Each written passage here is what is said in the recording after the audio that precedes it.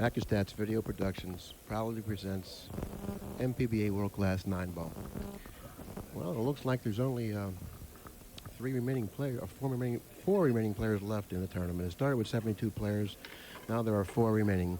This is the U.S. Open in Norfolk, Virginia. The match we are about to do right now with my 2 friends and special guests, Grady Mathews and Jeff Carter. The match we are about to do is the Kim Davenport Buddy Hall matchup. And this is going to prove to be a very exciting match. Well, you got 2 of the greatest players in all of pooldom here. Kim, looking kind of sporty with that extraneous epidermal growth. And Kim has won the leg. And here we go. And what a powerhouse break he possesses.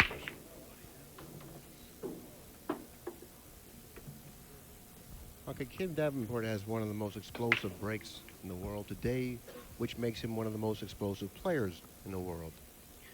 But on this particular table, you really don't need that big of a break to make balls on the break. What you want to have on this table off the break is cue ball control. Billy, I think even you could make balls on the break on this table. Well, you know, I've been recognized in the past as having a fairly decent break. You know, I'm not the type of a person that breaks the balls like you and hopes to play safe off the break. I go to pocket balls on the break, and I usually do it fairly well. And on this table, I would like to take the break and play anybody in the world. Even though I've been inactive lately, I still would take the break off anybody in the world and play him on this table. It has broken well. And Kim, you know, I like the pace he's setting for himself here. He looks confident and full of vim and fire. And I think we'll see a better performance on his part here this afternoon than he turned in last night against Mike Siegel. Well, he did win the leg, and he made a ball on his first break, and looks like he's going to run out. So anybody that would make a bet there would really be pretty silly. And Jeff, you picked the guy that wins the leg. These stunning observations are really getting to me. You know, over the years, you've had a lot of battles with Kim Davenport. You've literally played hundreds of hours with him. And Played a few hours with him. I don't know about hundreds. Well, he's got a lot of respect for you. Kim speaks highly of you.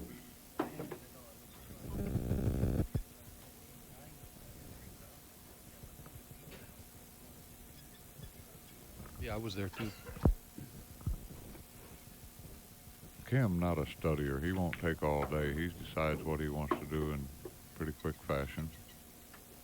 And he's made this first rack look relatively simple. And Kim, the style player, he doesn't really care if he gets too close to the ball. He feels that he can make everything. And that has actually come to pass in this year of our Lord, 1989.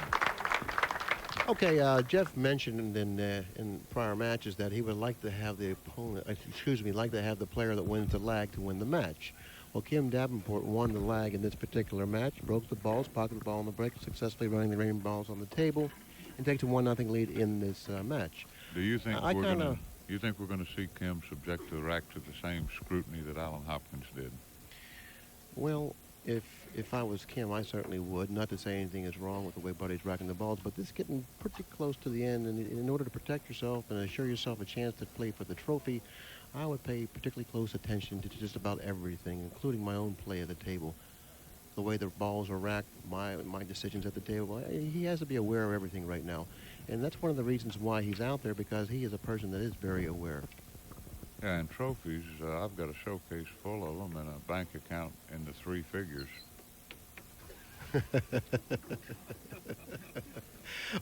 You fibbed again. You know you haven't reached the 3-figure level.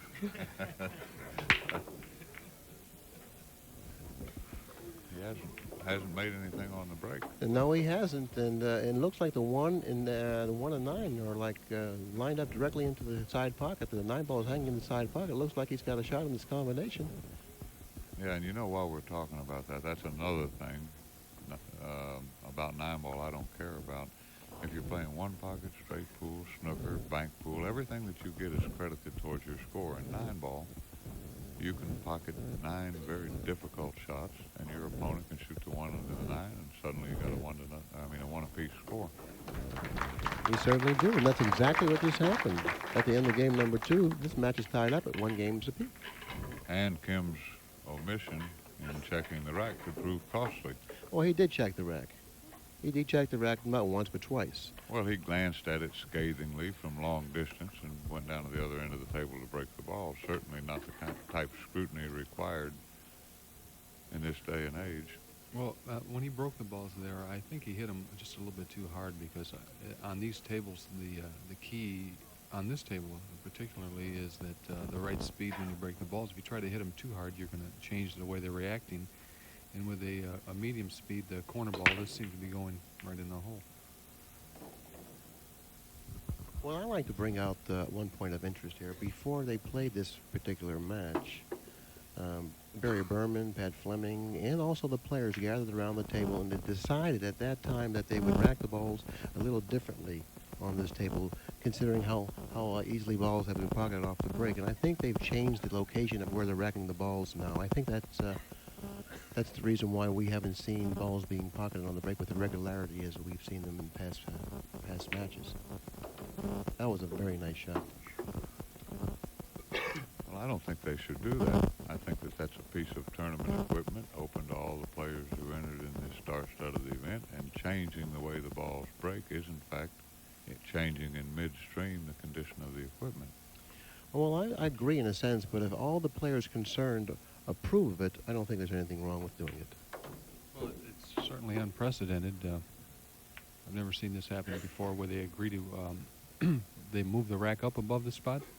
I'm not quite sure what the decision was, but I believe they were discussing it. Whether or not they arrived at a conclusion, I don't know. But if they're racking the balls differently, that's probably the reason why the balls aren't going in on the break as easily as before.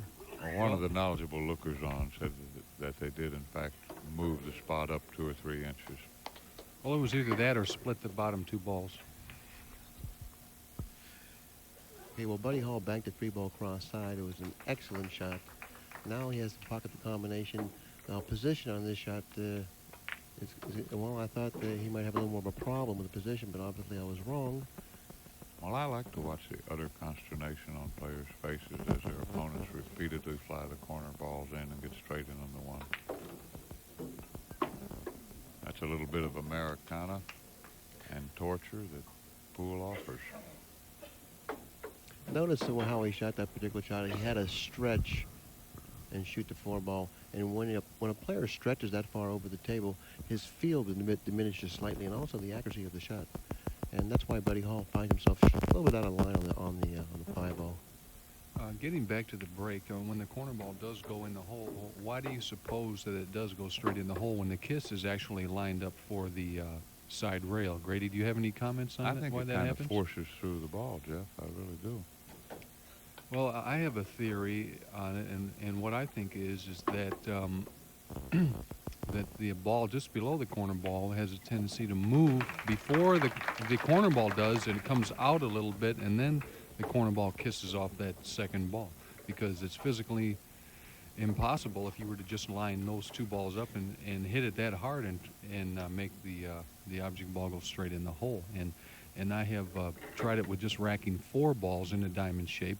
And you got the 2 corner balls, and when you break them like that, one of the corner balls is going to go all the way down to the end rail. So the only way that can happen is if that bottom ball moves out before the corner ball kisses off of it. Well, that's an interesting theory, and I certainly couldn't argue against it. I see so many physically impossible things on a 9-ball table that I'm at a loss to explain any of them. Well, this is game number 3. Buddy Hall successfully running the balls in game number 2, taking a 2-1 lead in the match. Where did Buddy break the balls from? Same the first place. rack? Or how about Kim? Kim broke from the side. We see, even though they are racking the balls up higher than before previously, I still would go over to the side rail and just try it, because a lot of times when that happens on a table, it gets to the point where it doesn't make any difference where you rack them, the corner ball still goes in the hole. Did you see Buddy smirk there? He knew that was a slug. Anytime you get that little double hit of the balls and you hear them running back into each other. You hear all the clicks in a row. Yeah, that's the Orange County rack. The Orange County rack. Why did you refer to that type of rack as an Orange County rack?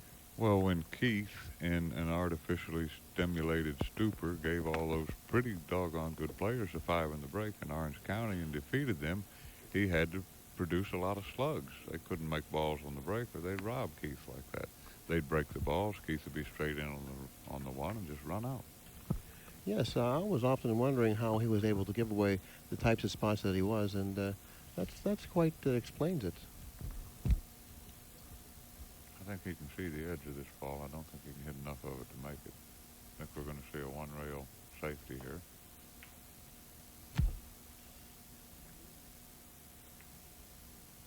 That little favorable kiss off the 8-ball certainly helped him there at the end of that shot. Plus, he was fortunate that the one ball stopped real close to or almost froze on the rail, so Kim cannot kick behind the one. He has to kick across the table to try to hit it. Kim might make this ball.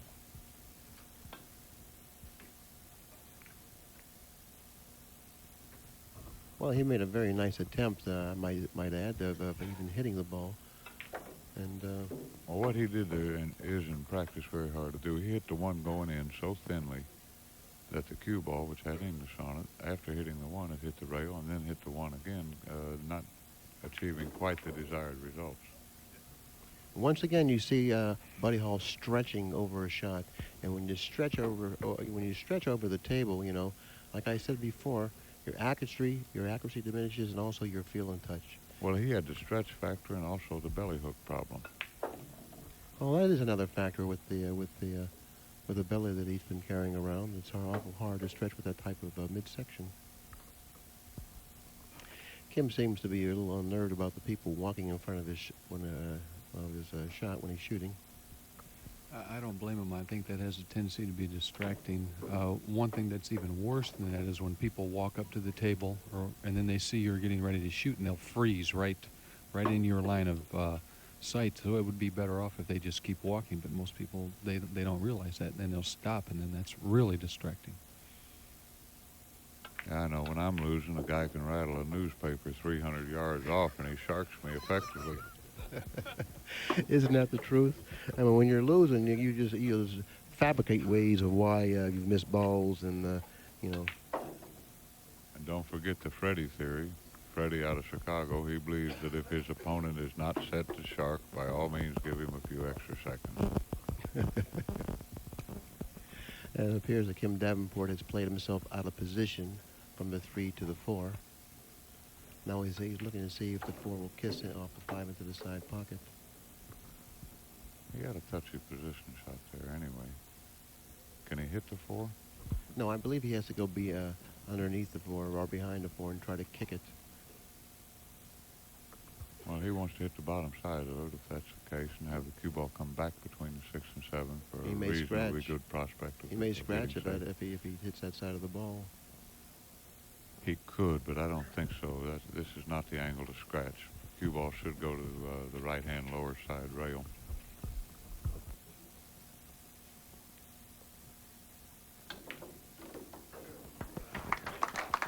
And that's one of the reasons why Kim Davenport is the number 2 rated player in the world. With no hesitation, he warped it across the side.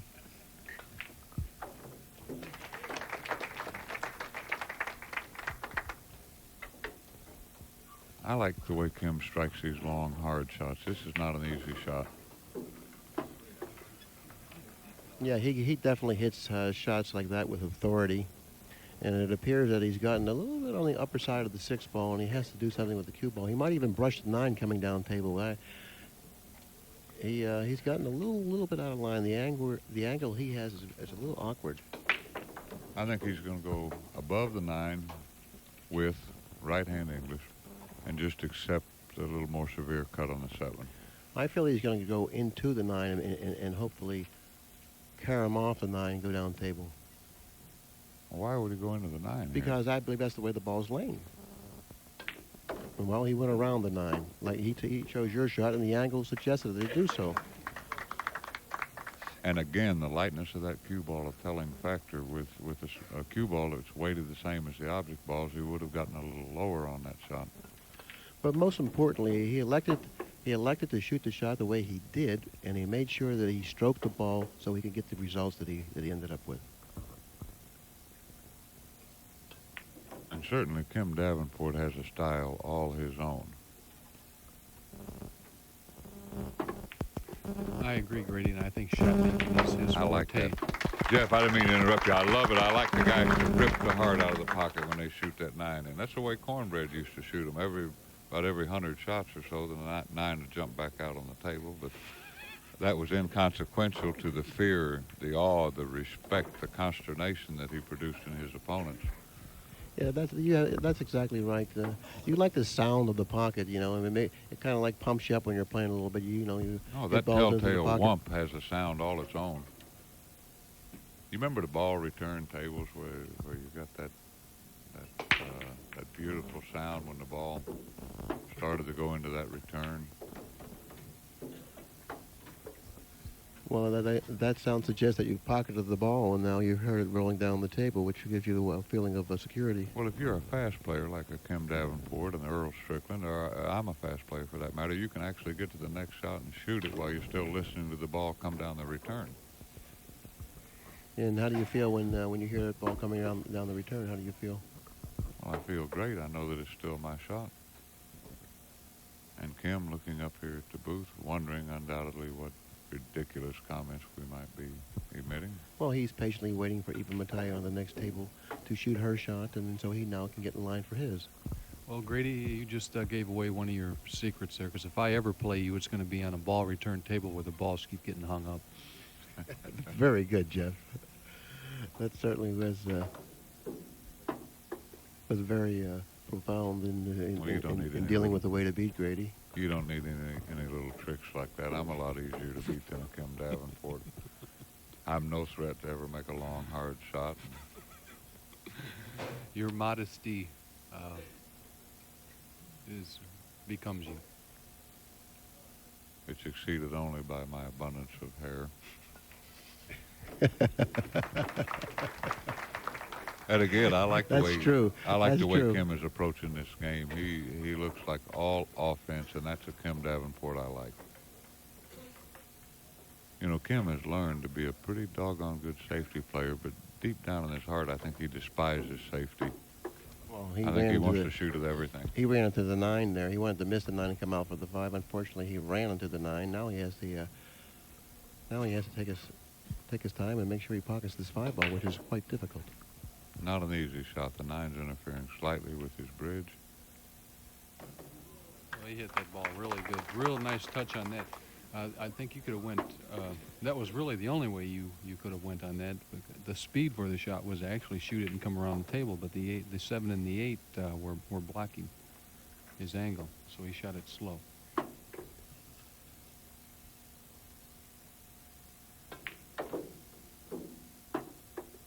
I think the man that you see out there right now is definitely a threat to go all the way. He's very confident, and he's playing a much more controlled game.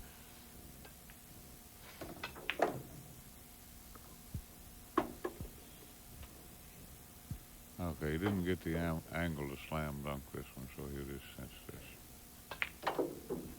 this. Nevertheless, capturing game number 4, Kim Davenport goes into the lead in this match at 3-2. Well, he hit it about as hard as one could expect a person to hit that particular type of an angle. You know, so that suggests that he really feels good out there. He knows how purely he pockets balls. He has complete disregard for certain angles as far as, hey, this pocket might not accept this ball if I hit it too hard. I mean, he knows he's going to hit the center of the pocket. A cursory examination of the rack. I think Kim feels like he can overpower the rack anyway.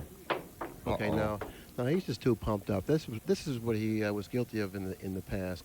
He pumps himself up too much, and then he doesn't play within himself. He doesn't play with that controlled tempo and that controlled game that he should. So he got to the table, and he struck the 1 ball without really bearing down, making sure he hit the 1 ball squarely. These balls aren't laying very well, though. He's got problems with the 8 and 9.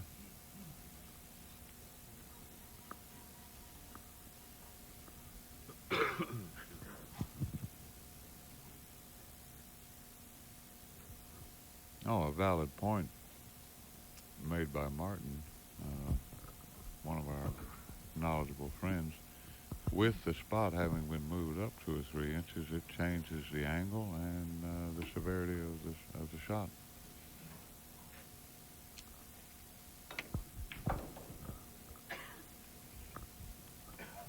Actually moving the spot up, though, 2 or 3 inches towards the other end of the table makes the spot shot somewhat easier.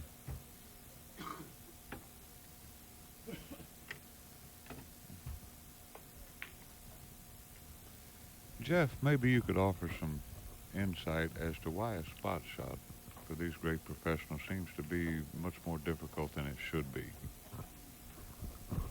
Well, I think one of the reasons is that other than right at the beginning of the game, the spot shot has been taken out of 9-ball because you always have ball in hand other than off the break. And so players aren't really familiar with shooting a spot shot like they should be and like they used to be when they used to play rollout 9-ball. And my opinion is I think that the rule should be changed because I don't really care for one foul ball in hand that much. I think there's a little bit too much luck involved. And I think that the spot shot should be put back in the game, and not in the beginning, but at the end. Like if a person scratches on the 8 or the 9, it shouldn't be an automatic loss. So players should have to make a spot shot. Oh, I couldn't agree with you more. When a guy snookers himself on a terrible shot and misses position 8 feet, he should be allowed to roll out and resurrect himself. You know, something a lot of guys don't think about. Rollout would be greatly detrimental to the older players. I can just see somebody like me playing an Earl Strickland, and he pushes out for a long straight in. What am I going to do? Notice Take that it? shot. Notice that shot Kim Davenport just executed there, Grady. The 8 and 9 were tied up. Now he got the angle on the 5 ball that suggested that he had the option to go into the 8 and 9, untie those balls, and then go on his way running the remaining balls of the rack. But of course, if he wouldn't have executed that shot properly, he could have got hooked behind the 8 ball, which almost did happen. Meantime, that's not what happened, and it looks like he's well on his way to capture this game. Have you know it's almost like shooting craps. If you don't think the dice will pass, they will in fact not pass. Now you take an offensive-minded player like Kim Davenport, when he goes into balls, he thinks that he's supposed to get a shot, and perhaps he's right. Certainly I couldn't argue against that. Well, I feel that Kim Davenport is possibly the best offensive player in the world today because I've done a few matches with him on the commentary side, that is, and listened to how he feels and thinks about the game. And his shot selection really has impressed me as far as the offensive way he feels and thinks about the game. Well, certainly he made that difficult lie of the 8 and 9 look pretty easy.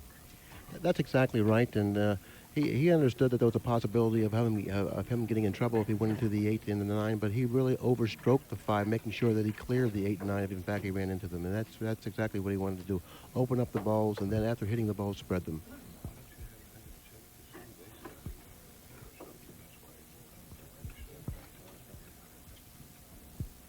It's all right? You can't hear us?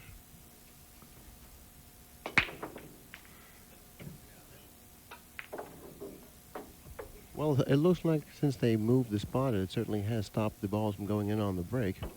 I think that was a good idea because I was getting a little tired of watching the corner ball going in the break automatically. And so it was just a question of who got the first break. But now the game has certainly changed quite a bit, and we're going to see a much different type of match than what had previously occurred on this table.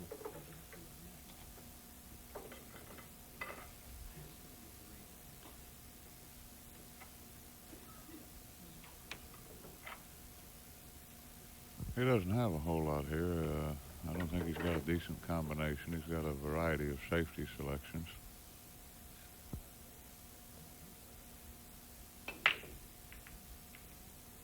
He could even kick this one if he wanted to.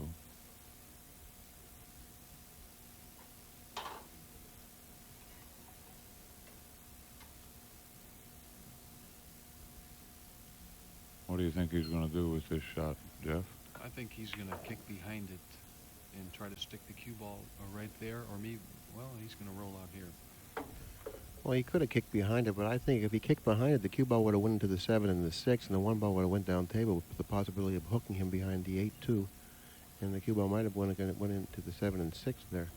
Well, I Kim looks like Kim can't let him shoot this shot, so he's probably going to kick behind it. But I don't know why Buddy didn't do it the first time. He must not have liked where the cue ball was. Well, it was pretty much over the 9. He has two options here. He could either hit the 1 real thin and have it drive it into the 6 and bring the cue ball up here, or he can kick behind it and leave the cue ball there and knock the 1 up to this end of the table. Well, he's going to kick it because I don't think he wants to knock that 6 over in front of the hole. Yeah, I agree. He's definitely going to kick it. And that's exactly the way I seen Buddy shooting the shot if he would have elected to shoot it. No, he's left the keyhole here. Buddy can hit the 1. That shot right there was like very similar to what Mike Siegel did last night against Nick Varner. He had something there that I thought he could have played a safe off of. Instead, he rolled out and let Nick hook him, where there was no way that Nick could let him shoot again. And Nick hooked him and ended up costing Mike the match on that one shot. That's exactly right, Jeff. I thought Mike exercised very poor judgment when he rolled out to that position on the table, because he left Nick no other alternative but to hook him behind a 3-ball. Well, he's got a couple choices here. He can play the 1 in the corner, but I don't especially like that shot because I don't see any reasonable way to get on the 2-ball. I think he'll probably play a safety here. And he's looking at the 2 on the side, but I don't see any decent way to get on this ball. Well, maybe he can play the 1 on the side. You ever think of that? Can't see enough of it.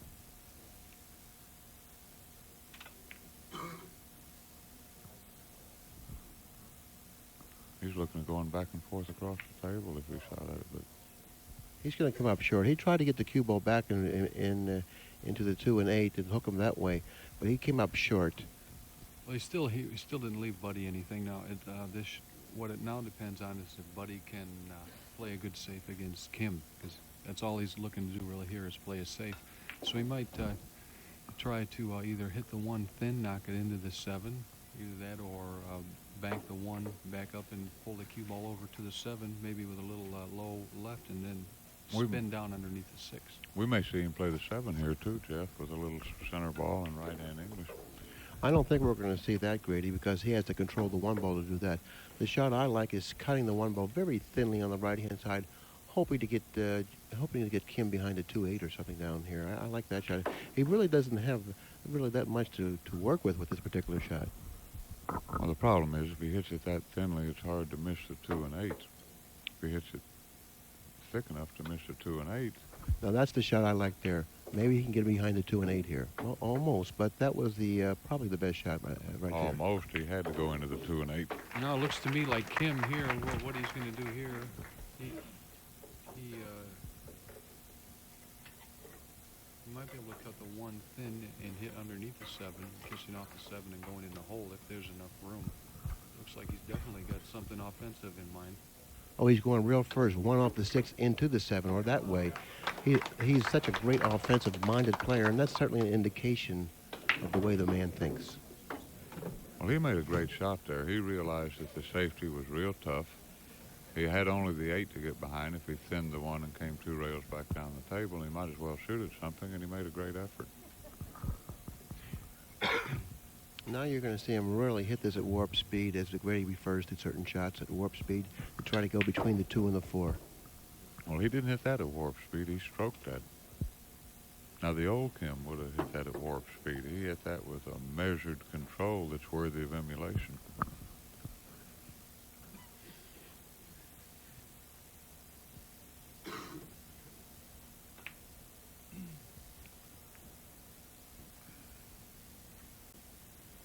As Edgar Allan Poe once said, dissemble no more. This Kim Davenport is the real thing. I love the way this guy plays 9-ball. You know, he tried to brush the 8 off of that side rail so he would go up and have a shot at the 3 in the right-hand corner pocket. And once again, he's trying to display his offensive mind. This isn't going to bother him. I mentioned earlier, he's not all that particular about being real close to the ball. Oh, he's not going to go after this shot, I don't believe. Oh, he's going to whack it in the corner. Well, he's going to look at it. He may very well try to cut the 3 in the corner, but there's an awful good chance for him to put the cue ball behind the 6 here, providing that he can reach it. Well, let's don't forget, Kim absolutely loathes safety. I mean, he'll do it reluctantly, but he doesn't want to. He wants No, to, he wants certainly to doesn't. shoot at his pocket.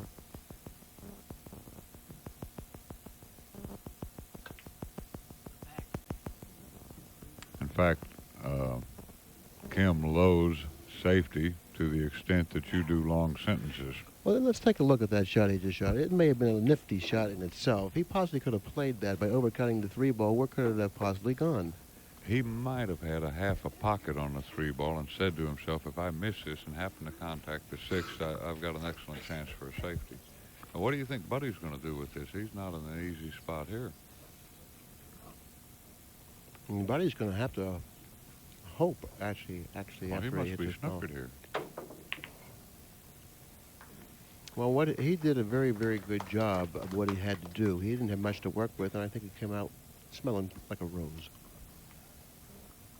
Well, anytime you leave a great player like Kim Davenport relatively close to the ball, and he can see it, there's nothing good going to be in store for you. Now, you could put Buddy behind the 4 and 6 with the cue ball. That's risky because he might put the 3 up by the side. I think he's going to shoot at this ball in the side pocket. Kind of a severe angle. No, he shot the shot I first suggested.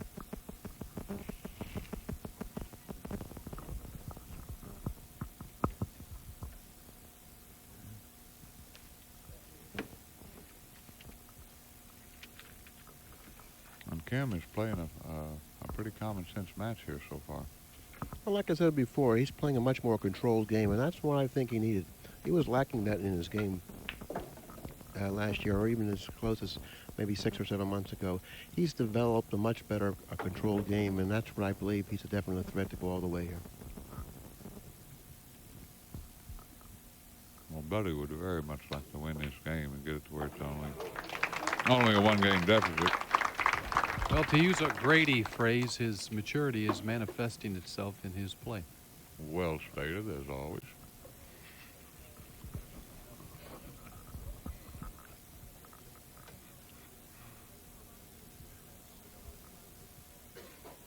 I'm glad to see that your perspicacity is not diluted by the presence of Mr. Cardone. Me too.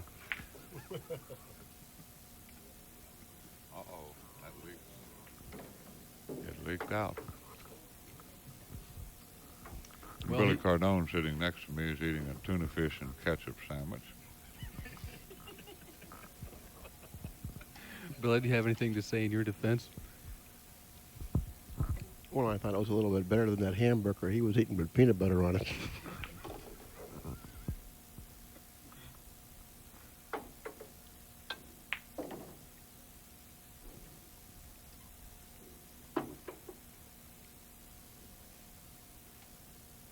Again, Kim playing with utter abandon, like there's no tomorrow, and in fact, that's literally the case in the loser's bracket.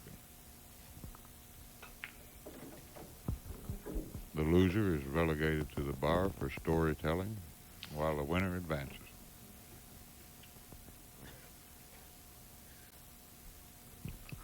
Pardon us if you hear us munching on our food here. You know, we have to spend all day here with really little time to take a break to get anything to eat. And we do get hungry occasionally, and we apologize if you hear us munching over or in between these shots. You know, that's a famous story, too. I used to be quite the fast eater. And Greg Stevens, a noted fast eater and terrific pool player, I spotted him one hot dog going to 10 once for $1,000. And needless to say who the victor was. I beat him by 1.5 hot dogs.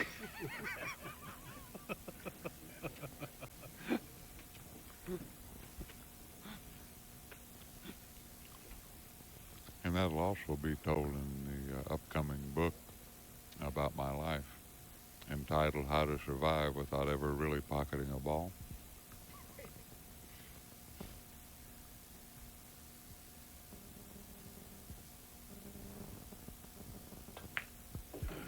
Well, Kim Davenport seemed to have been distracted not only once, twice, but several times before he shot that 9-ball. It would be pretty nice if the tournament director might announce that for the people to please try to refrain from walking in front of the players' shots while they're shooting crucial shots, especially on the 9.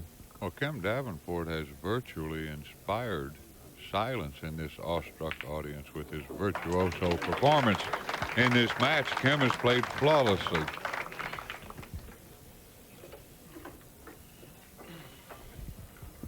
See where he breaks the balls from. He hasn't had a whole lot of success making balls on the break. Let's see what he does here.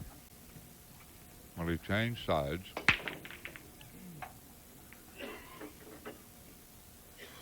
And again, he failed to pocket a ball on the break. However, he did get a pretty good roll off the break because he hasn't really left Grady a clear-cut shot. Now, Buddy, excuse me. Jeff, Billy has asked us not to refer to rolls as rolls, which pool players have done traditionally for centuries. He wants us to call them opportunities. Or contingencies. I like that word better.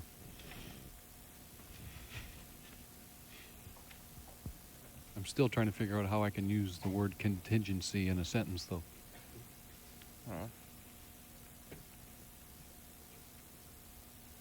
Well, it might aptly be stated that the content of my meals tomorrow are contingent upon my winning an upcoming wager.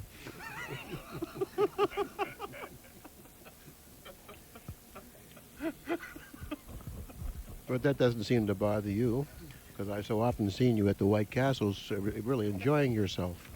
Well, when I used to hustle pool all the time, Billy, you could literally give me a hot dog. I was good for a week, and that's only if I was playing good.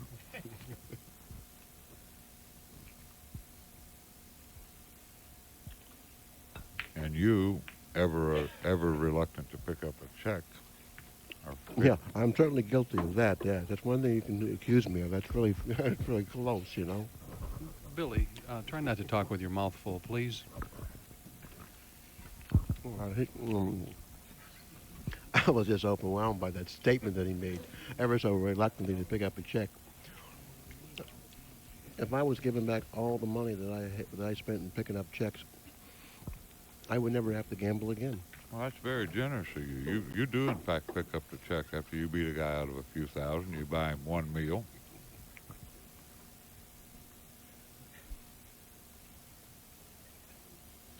And what you're going to do here, put Buddy behind the 4? I don't think he can make this ball, can he? He's shooting at it like it goes. No.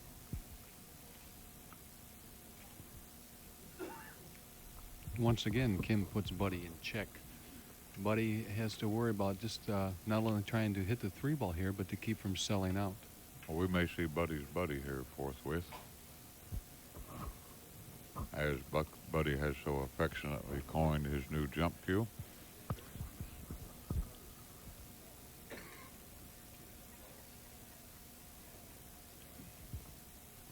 This match is somewhat reminiscent of the match when Buddy played Nick Varner yesterday. Every time Buddy got up to the table, he was just looking at some way to hit the ball and not sell out.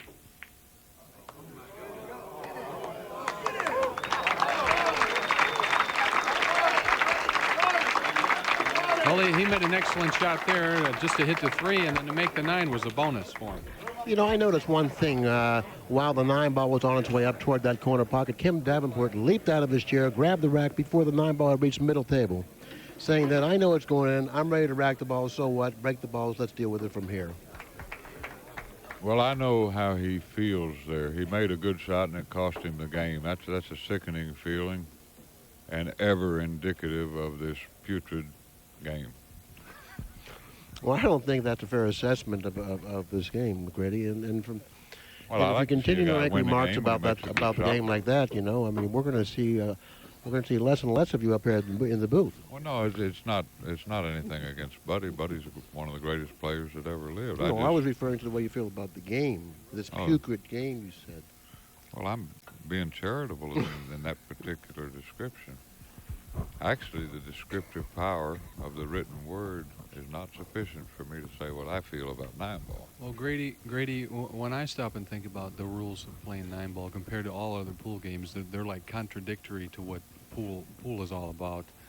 It's certainly true that the best players are going to be in the finals or very close to it, but yet when it comes down to those players, it seems like whoever gets lucky is the one that's going to win, because there's a lot of opportunities come up for both players. But when you play any other pocket billiard game or billiard game, the luck is taken out of the game pretty much as much as possible. But when you play 9-ball, it's not true. It's almost like the exact opposite. And look at it from Kim Davenport's point of view. He made a terrific shot. Not only lost the game, now when he comes to the table again, he's snookered. Well, I totally agree with both of you gentlemen. I feel that if you go to a tournament and you watch a good 9-ball tournament, you're going to see the same faces there at the end just about every time. So why do you see the same faces there all the time? Because there are the guys that continually get lucky all the time? No. It requires great ability to play 9-ball, and I don't want to argue a moot point like this with you, Billy. Besides, nobody ever wins an argument with you. Your logic defies reasoning. Right. Why are the same players there all the time? That's very poor logic. Well, Billy, I don't know if you're listening to me or not, but I did say all this. It's always real good players that are in the finals, but yet during these matches between these top-notch players, it seems like what it comes down to is the roles. It depends on who wins, because both players are playing very well. Last night, both players played very well with Siegel and Varner. But it seems like that the game between the two players a lot of times is dependent on luck. Who gets lucky after the break, who gets lucky when they kick at balls, and who gets lucky when they shoot and miss and hook their opponent. And when you play straight pool and one pocket and banks and snooker and three-cushion billiards, you're usually allowed to protect yourself against whatever your opponent does. But at 9-ball, it's a lot harder to do that. Well, maybe why 9-ball is the most popular game played today, because there is a lot more luck in 9-ball than any other game. And I think that the people enjoy the game of 9-ball more so than any other game because it's the most popular game that we play today. And meanwhile, if you go in any bar in the country where they have tavern-sized tables and you pick a customer at large and say, "Hey, fella, what rules do the pros play? Do they call their balls?" He said, "Oh, yeah, man, they never dream of getting lucky." And yet we play these school-age rules. Well, there's something to say about the players that can face up to adversity and persevere also, Well, that's true. Anybody that can get up to the table and run out after his opponent's ratted in the 9 and made it on the break and then snookered him, a guy that can run out from there is a better man than I am, put quite simply. Well, I don't know if you're going to be that modest about it. I'd give you a pat on the back, and But all I can say is, if misfortune falls on myself or you, or for that matter, Jeff Carter or Buddy Hall or Nick Varner, the person that can persevere and handle that the best deserves to win. Well, when I'm playing tournament rules, they don't really bother me because I don't let them. Even though I don't really care to play 9-ball for money like that, I can play in the tournaments. They don't really bother me. But as far as matching up and playing somebody for money, I would rather play something else other than one foul ball in hand playing 9-ball. I really don't care to play it. But yet, like I said, in the tournaments, they don't really bother me, the rules. Well, let's put all that behind us in the booth here and watch this close, exciting match, which could easily have been 6-2 favor of Davenport. Well, and you notice he overcut that ball, almost the same type shot that he had in the prior match. Remember how we've talked again and again about the physical law? You must hit that type of shot a little thicker. He's losing his concentration out there. There's no question about that. Anytime you see Buddy Hall, or for that matter, any player left in the tournament at this stage of the tournament hit a ball that poorly, he has lost his concentration. I mean, he didn't even threaten that pocket with that particular shot. Well, he hit it good. It jumped out. Well, one thing I've noticed, I don't know if you have, Grady and Billy, is that Buddy is using a different cue stick this match than he did in the tournament that he played in Memphis, and I thought I saw him using a different stick earlier this tournament. So I really don't understand why he would be using a different cue. I know that the other cue he had was a Shonen and had a white butt, and now this cue has got a black butt. So. Well, Buddy's so talented. He plays with a variety of cues. You might see him from week to week playing with a different weapon. That's true. In the meantime, he was playing with the Sean cue when he won the Memphis Open. And Billy Schick had made him a cue, and now he's playing with that one. Whether or not he likes the Billy Schick cue better than the Sean cue, I don't know. But he is using the Billy Schick cue. While Buddy's in the restroom, I'm going to tell a short story. Joe Veazey, better known as PJ, Philadelphia Joey, once had a pickup load full of manure, and he and a friend were going to go out around the Philadelphia residential areas and try to sell it. So he couldn't sell it, and after a frustrating couple of hours, he directed the guy to back the pickup truck into this guy's driveway, where he immediately started unloading this manure. The guy came charging out of the house, and he said, "What do you think you're doing? This is my driveway." So Joe tells the guy, he said, "Listen, pal," he's got that big cigar hanging out of his mouth, too, that Philadelphia accent. He says, "This is valuable African manure. It's valued at $8,500 a load. Now, what I want to do is deposit this, very graciously of me, I might add, on your driveway, and I need you to stand guard over it so I can go back and get another load." And so the guy did as instructed, and Joe drove around the blocks 4 or 5 times watching the guy guard the manure. Oh, that was a sick joke. Joe had a job at a motel in Vegas some years ago. There was a discrepancy in the funds, however. No implication. No, none at all. None at all. You're really going to be a hated person after all these people review these matches, you know. Listen, I mean, you have say- really come down on, just an array of people here. I can name you Well, a few. New York Blackie, Joe Veazey, Peter Rabbit, Jimmy Reed, Keith McCready. You want me to come down on myself a little bit? Buddy Hall beat me out of $10,000 in my own pool room once gambling. And to give you an idea how my customers like to subtly rib me, they call me Buddy Hall's rack boy for about 2 years after that. I don't mind that. If they can't take ribbon, they need somebody else to do the commentary. Now notice, Grady, Buddy Hall took a break. Had taken a break after he had missed that 8-ball so poorly, or had missed that 8-ball so badly, and tried to gather himself. I don't think he's really done that, but he's trying. At least he's trying to do. He knows what he has to do to get back into the match. And you know what we're seeing here? I want to ask you and Jeff. You're both knowledgeable, terrific players about something that plagues me and undoubtedly countless other players. It seems very hard to maintain a high degree of consistency. You psych yourself up for an important match like Buddy obviously did in the Hopkins match, which he won in a close, exciting match. And then there's a tendency to let down. How do you avoid that? I don't know if you can call it a letdown. I think that, when you're playing competitively with these types of players, Kim Davenport, Mike Siegel, Nick Barner, that, it's a very wearing effort on all the players' parts. And I think that at one time or another during these sessions they weaken a little bit, but of course they'll gain their strength back, and you'll see some fine play yet to come in this match. Well, one of Buddy Hall's great strengths is his ability to rebound from a couple of poor shots. I've seen him do that time and again. That went in, but not very cleanly. Nevertheless, he pocketed the 9-ball in game number 8, and now, in game number 9, and now takes a 6-3 lead in the match. I know one of my problems over the years has been that when I'm brilliant, I'm unbeatable, but my bad periods or down periods are worse than they should be, and it's hard for me to maintain that middle-of-the-road playing. Jeff has some comments to make there. Well, I'm kind of the same way, Grady. I mean, I truthfully speaking, I've played some of the best 9-ball I've ever seen played, and I've also played some of the worst I've ever seen played. And Well, you know the feeling then. yeah, and the mark of the better you play, usually what it is the more consistent you are.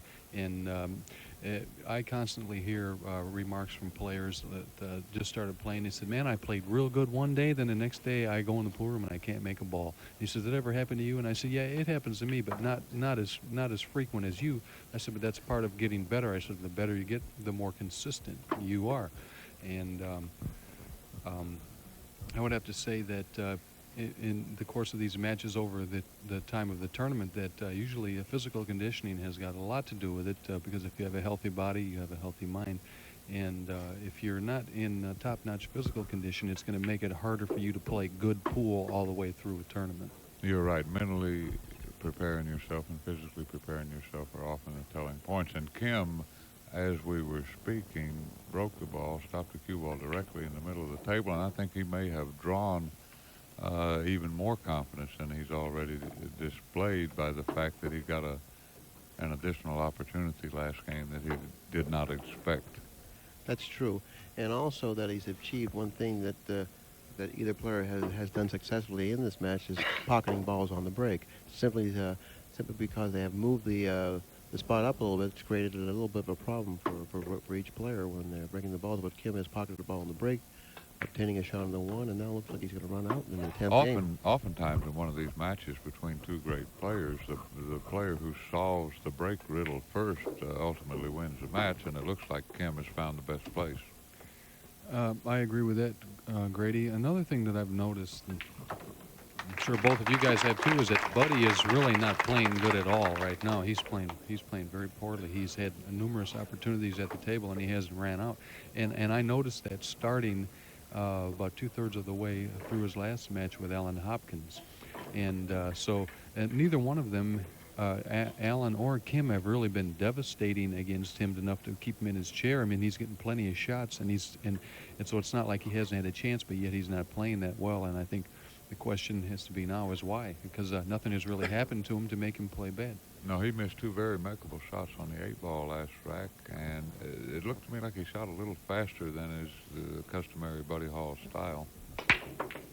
You see, right at the beginning of this match, it was really up for grabs, and like nobody was really putting the other player away, and so now it's starting to turn into, well, Kim has just been kind of waiting for his opening, and now he's gotten it, and he's opened up a big lead. Well, I happen to agree with everything you've just mentioned, Jeff. Now Buddy Hall has another opportunity. Let's see if he can make good with this. Now, it's very important that he gets on the right side of the 2-ball here. Well, Buddy needs to get out here very badly. If he doesn't, he might as well prepare for his trip home. Now, I'm quite curious to finding out how he's going to play this ball. Is he going to follow this ball with left-hand English and come between the 5-8, or is he going to try to go into the 3 here? I think he's going to follow between the 5 and 8, go back up the table in the center of the table. He might have room to go between the 5 and 9 too. Yeah, that's what I'm saying. Between that way, barely, but successfully doing it. I still have to question why he's using a different cue, because if I had just won what I would consider to be the best tournament of the year so far a couple of weeks ago, I certainly wouldn't want to be changing cues, and I just don't understand why he has.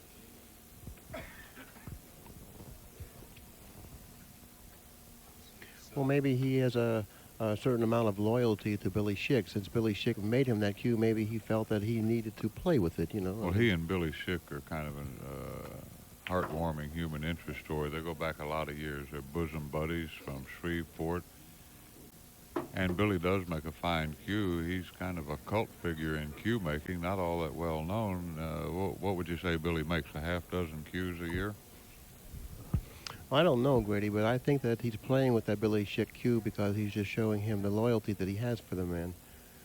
And because, like Jeff mentioned, if he just won a tournament with a Sean or a Mucci or a Josh or a Southwest, or for that matter, a Mega DPK or any type of a cue, I'm sure he would have played the next tournament with that same cue.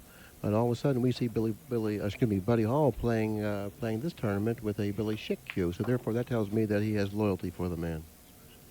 Well, I'm superstitious. Maybe Buddy's superstitious. I don't know. I know there was one tournament not too long ago where I played pretty well, and I ate a waffle before my first pretty good win, and I had 11 waffles throughout the course of that tournament.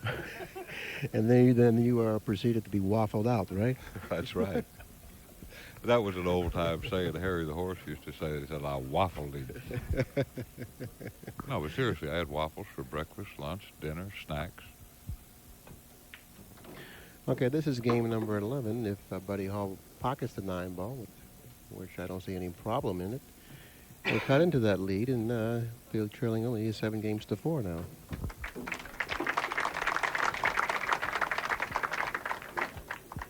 What is this? Barry Berman is presenting Buddy with a different butt. Is it conceivable he may have had his utensil operated on? I think maybe that might have been what it is. Uh-oh. I think we're going to see a new Buddy now. He's got his cue stick back, and I think he's going to start playing better. It's going to be a psychological lift for him. This is the Sean. He's piecing it together now. Well, so much for the loyalty to Billy Schick theory. Well, that goes without saying. You know, loyalty, like anything else, only can go so far. When it comes to a matter of surviving, you have to do the best you can. And remember our equation for that. Good playing equals survival. And pool players are great survivors. I mean, they've overcome adverse situations, the likes of which nobody's ever been plagued with. Well, this certainly is something that probably would give him an uplift, you know, the fact that he's got the same cue now that he had when he won the Memphis tournament. That in itself could be the missing ingredient that he needed right now to succeed. Well, I know what it's like to be without your cue stick because 2 weeks ago in Memphis, I had a chance to actually win the tournament. I was playing Kim to see who to go into third place, and I was cleaning up the shaft on my cue, and I was rubbing the tip down, and the tip popped off right when I got ready to play my match. So I had to play with another cue halfway through the match until I got the tip put back on my cue, and needless to say, I got beat, and I started out with a 5-0 deficit.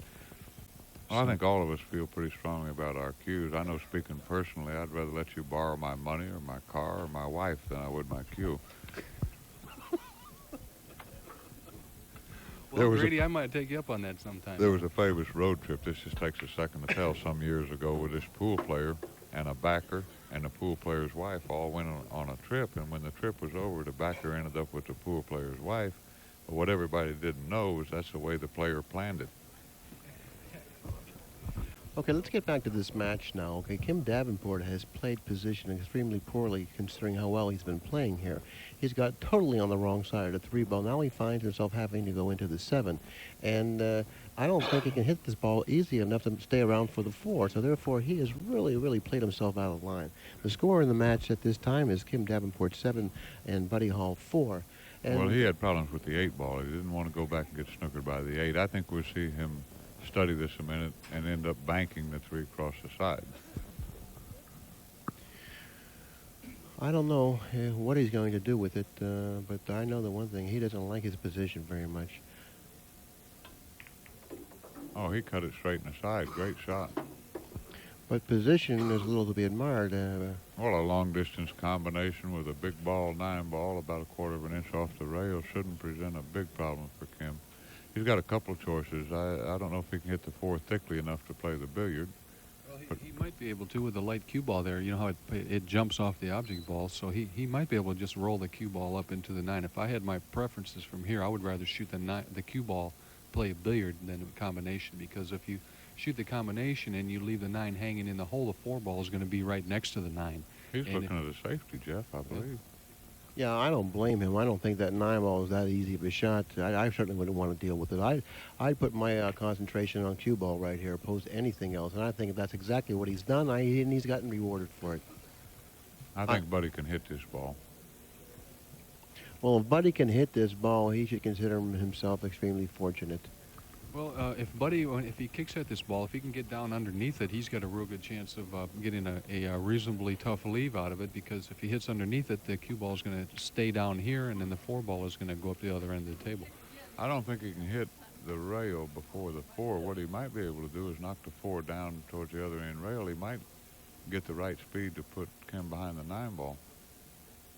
Well, as slow as these tables are, Grady, I tell you, I think he'd have a real hard time getting the 4 ball up at the other end of the table without the cue ball coming out past the 9. Or it would take a good hit. But he doesn't have to get the 4 all the way up to the other end to have a reasonable leave.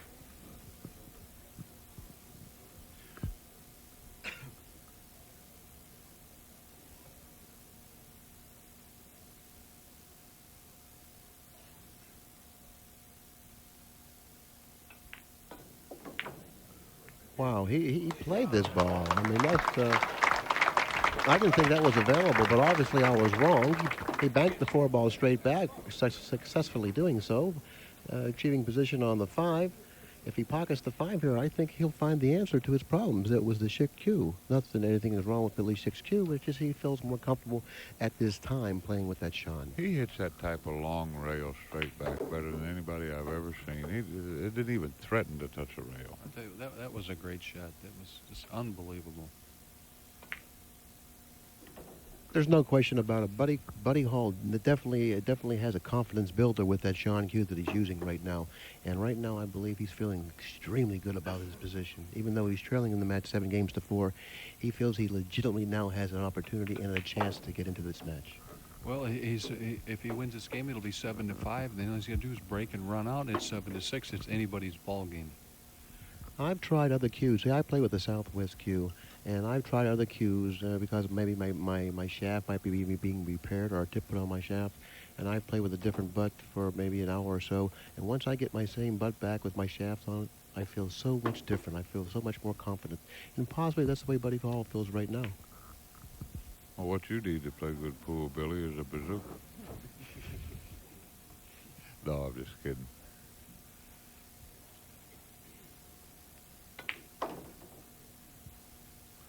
Acoustics certainly means everything. As a matter of fact, I bet on Jeff Carter in his match against Kim Davenport at the tournament in Memphis, which he mentioned a few moments ago, and a tip flew off of Jeff's favorite shaft just prior to the match. I couldn't off my bet, and sure enough, Jeff got off to a 3 or 4-0 deficit.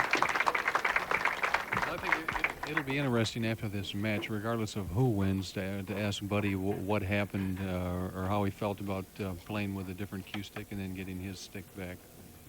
Well, I wonder what could have happened. Maybe one of the inlays came loose in the butt or something. Usually, if a guy has a stick worked on, it's the shaft. That's kind of interesting to find out that the same shaft fits on that Billy Schick cue fits on that Sean. Well, you know, all of Sean's shafts are interchangeable, even from their cues they made years ago. And that's one of the features of their cues I always liked. But that's not the case here. The case here is he went from a Billy Schick cue to a Sean and used the same shaft. Well, obviously it has the same threading or same screw. That's exactly right, and that's why I brought that point up. He was able to put the same shaft on either cue. And he has pocketed the ball on the break and gotten the shot on the 2-ball. I wouldn't be surprised if we see Buddy Hall bank this ball cross corner here. Come to think of it, Billy, I did see him trying to screw his shown shaft onto a Southwest cue, but he ended up stripping the screw out on the Southwest cue.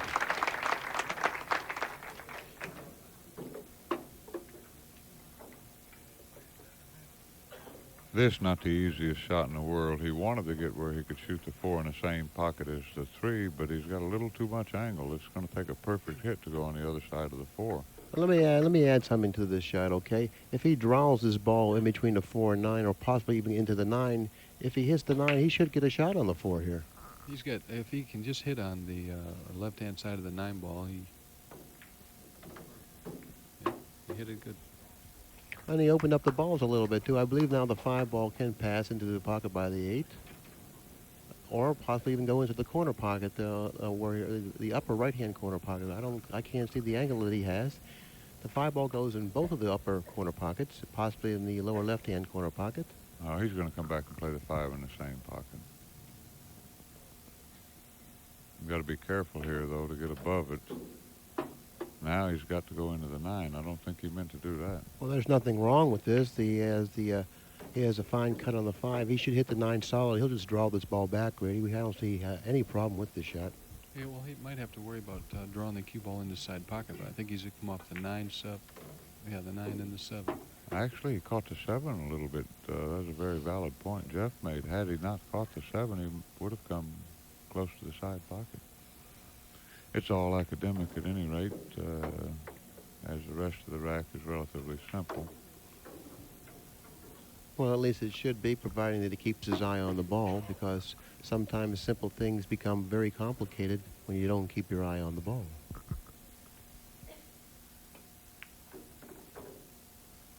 And for aspiring players, it's worthy of mention that you always look at the object ball last. That'd be, if you don't, you remove the whole range of vision from the aiming process. It'd be like trying to hit a baseball while you're looking at the bat, or shooting a jump shot, not looking at the basket, but rather at the basketball. Well, I agree with you on that, Grady. I like to look at the object ball last, and then I like to be able to see the whole shot when I'm shooting. Now, one person I've noticed that is different in that respect is Earl Strickland. He looks at the cue ball right when he hits it, especially on jump shots. And I've tried to do that, and it's almost impossible for me.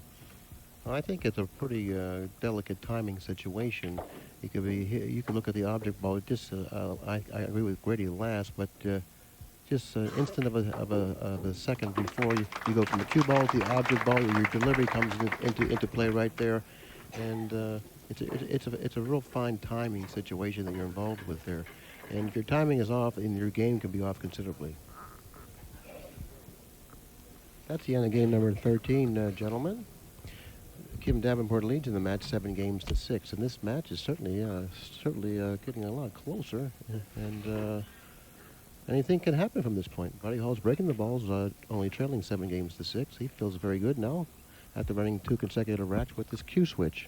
I would have to say right now it's an even game. It's an even match here. Anybody can win from here. It sure is. It could go either way.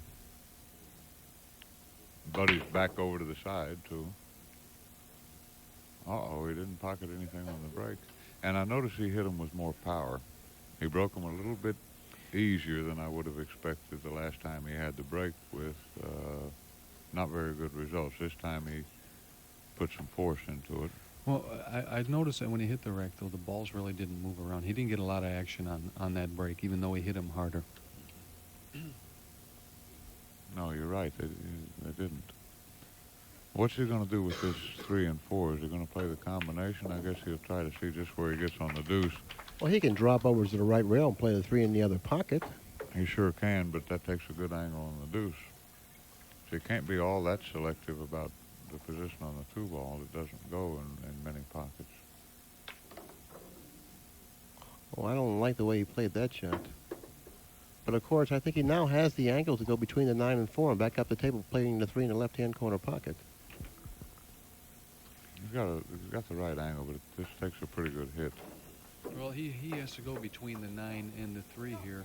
The main thing he can't do here is hook himself. Well, he's got to make the ball. If he makes the ball, he's going to have position. Well, he really hit that shot very poorly considering his ability to pocket balls. He's left Buddy Hall a fairly easy shot on the 2, but that's not the problem. The problem is playing position on the 3 to the 4, the combination. Well, I think he's going to have to take this combination here. I don't see any more reasonable route to a run out. Yeah, he's going to have to accept the combination.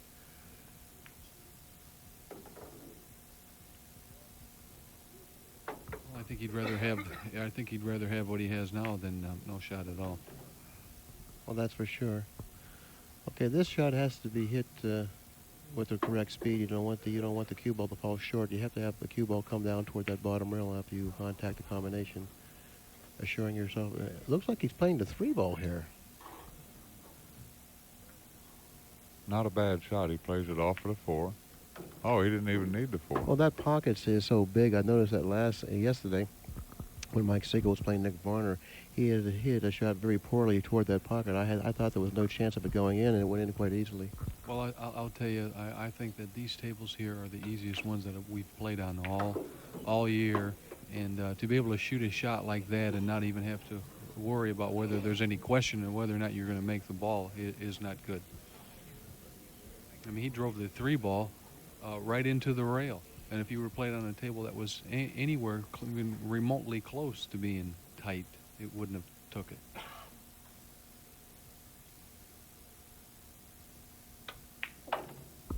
Well, I certainly do notice the difference of play from Buddy Hall since he unjointed that other cue he was using. Have you guys?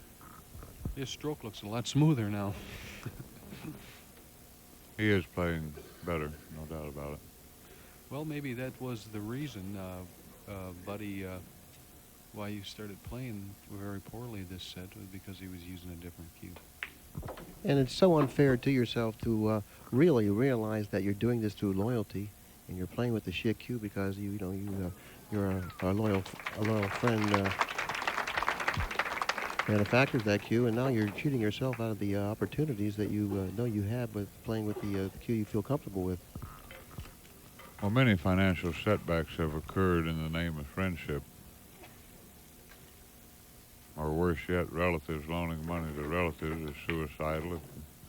You know, I'm not saying that he can't develop a feel for that shit cue, which he probably can, but right now he has the feel for that Sean that he's using so Well, proficiently out there right now. there's a saying that's called "Don't change horses in the middle of the stream." Yeah, that's what Billy likes to do. In some of his wagering, he likes to get on the train after it's already left the station. Well, that's not true. I do change horses in midstream because I could be betting on you on Thursday, okay? And if I don't like your performance on Thursday, then my loyalty goes to Jeff on Friday. There's nothing wrong with that. That's the end of game number 14. All of a sudden, this match is all knotted up at 7 games apiece. Well, When you say loyalty, does that include financial backing too? Well, not necessarily, you know. I mean, my loyalty goes to my family there. Yeah, let's not get carried away here. all right, here we go. This is what it's all about. The suspense is electrifying. 7 apiece. And anybody can win from here. Certainly the momentum seems to have shifted from Kim Davenport to Buddy Hall. Well, there goes the 4 ball. That ball came from the ball below the corner ball. But the 1 ball, he wasn't able to control the 1 ball. The 1 ball finds itself resting against that rail. Or not against that rail, or by that bottom rail. And I don't know if, in fact, he has a very good safety here or not. Well, one of the characteristics of breaking from the side rail that I've noticed is it's hard to get the cue ball back up to the other end of the table, and the reason why is because when you're cueing the ball, you're actually striking down on it, making the cue ball bounce a lot, and then as it's bouncing, it won't react on the cloth, so it has a tendency to keep going in the direction that it initially started out. Well, that's an excellent assessment of exactly what takes place when you break off that side rail, Jeff. In the meantime, what's Buddy doing right here, Grady? He's banking the ball, it looks to me, like into the 9 or the 8. I can't tell. Oh, he's putting him behind the 6 and the 7 up there, and I think he's left him the keyhole here. I'm pretty sure that he's left him a keyhole. It looks to me like he's snookered. I don't know. Hard to tell. Even if he is snookered, he's only got to jump or curve the ball around the edge of the 6. Well, I think he's snookered also, because I took a look at Buddy's expression on his face. It was actually expressionless and indicating that everything's okay. Now, if in fact Kim could have seen the 1, I think Buddy would have shown some sign of disgust there, which he didn't. I wish there were some way I could bet my life. I bet Kim makes this ball. You want to bet your life at one time or Of another. course, I wouldn't get much put up against it. Why don't you start gambling a little higher, okay? Oh, yeah. Beautiful, beautiful shot.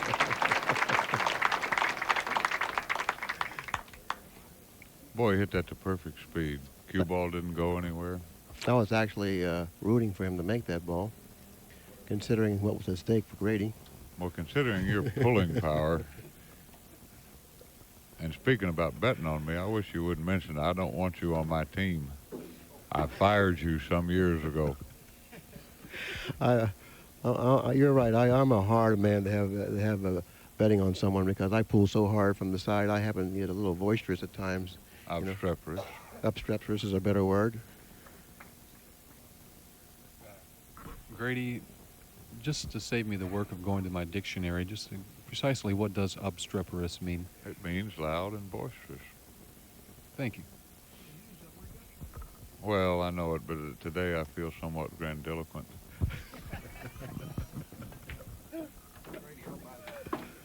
Actually, how thick is your thesaurus, anyways?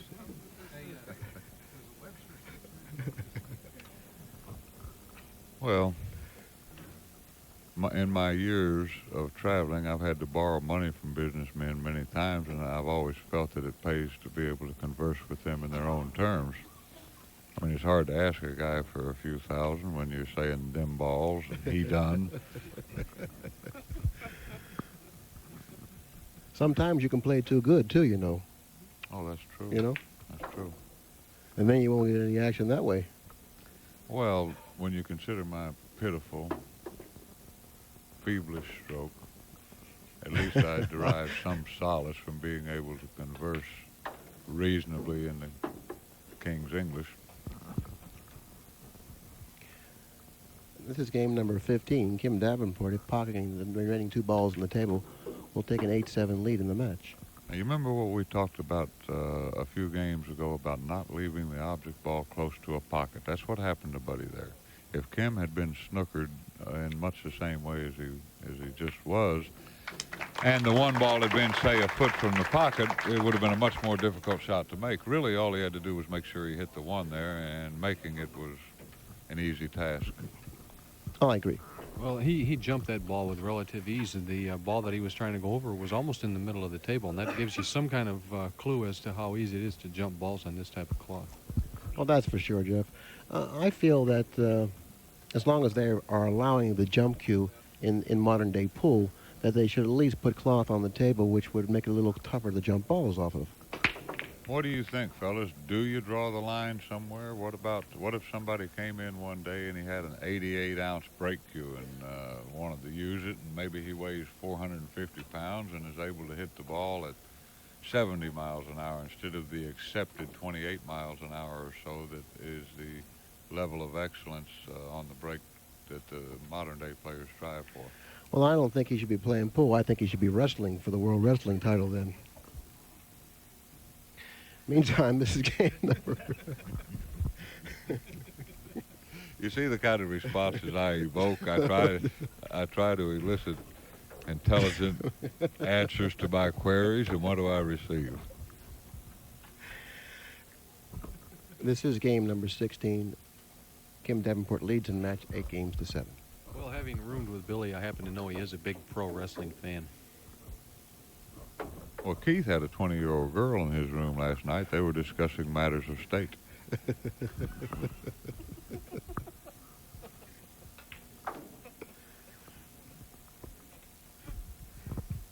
Come on, let's get back to this match, okay, Grady? You seem to wander and drift at times. I have to, pull you up, and I'm sorry that I have to do that right now. This is a very exciting match. Kim Davenport only leads in this match 8 games to 7. You know. Buddy Hall's at the table with an opportunity, I might add, to knot up this match. Notice the perfect execution on that shot, Grady. Perfect cue ball control. All he has to do now is just actually...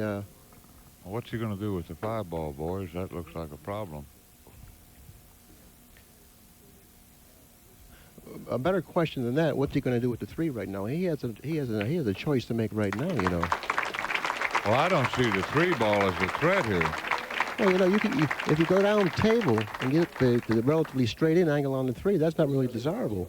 Possibly he might even stop right there, draw the ball back a little bit, and then go 2 rails into the 8. Oh, he's not going to do that. Too big a chance to get snookered. That's the kind of shot you would select. Well, I know I went out on a limb to make that type of a prediction, but I'd be willing to bet, okay, like 10 dinners against 1, that's what he would do. He's not going to go 2 cushions, and you have a wager, Major. Are you going to lay 10 dinners to 1? No, you're He's going laying. to stop there? You're laying the 10 dinners to 1. All right, now you're right. He's not going to do that. He's just going to go straight down table for the 4. And I believe if he comes up by the 9 there, or in that area, he can pocket a 5 in this corner. Maybe. That's a possibility. And certainly no contingency, however remote, will escape your amazing scrutiny. And that's the exact location on the cue ball where he wants to get off of the 4. If he can achieve that particular angle on the 5 where the cue ball is right now, I think game number 16 will belong to Buddy. I don't think that he can make the 5-ball from where the cue ball is sitting right now. I think he'd have to be over to the right a little bit. I agree with you. And then he's going to have to worry about coming underneath the 6, because it looks like he might have to spin the cue ball with a little bit of right-hand English to make the 5. So I think he doesn't like this situation right here. I think even if he could make the 5 with the cue ball over a little bit right where it is, I don't know if he can get position on the 6. Well, I have a bird's eye view of this particular angle, and unless I'm completely, totally blind, okay, which there is a possibility of that, considering that I don't even enter events any longer, I think that if he ends up right there, that he'll be able to make the 5, kill it with left-hand English, and fall above the 6.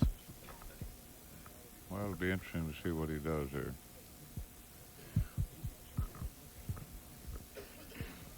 I might consider even going 4 or 5 cushions inside the 9. Of course, I don't think Buddy's going to do that. I think that he will go back to where the cue ball is now, but whether or not he can get that easy of shape on the 6 ball. Okay, now this is where Grady's shot. We might see Grady's shot, but these rails are playing. They're sliding so much that it's awful hard for him to go 4 cushions, too deep out of the corner, inside the 9 in the side pocket, then back down to the short rail and up to No, the you're going side. to see him go 2 cushions inside the 6 here. That's the best shot. 1, 2. Okay, now he's elected to take the little tougher shot on the 6. Now, Well, these pockets and these rails are real conducive for this type of shot. Actually, this is hard to miss. I don't agree with that. I think this is a very easy shot to miss. Matter of fact, I consider this level from 1 to 10 being a real tough shot. I consider this about a 7. Well, I disagree with both of you. I think this is about a medium shot. You can either make it or miss it. And I agree with Grady. I think it's a relatively easy shot. He shouldn't have any problem pocketing that ball. As always, you fellas' statistics are somewhat suspect.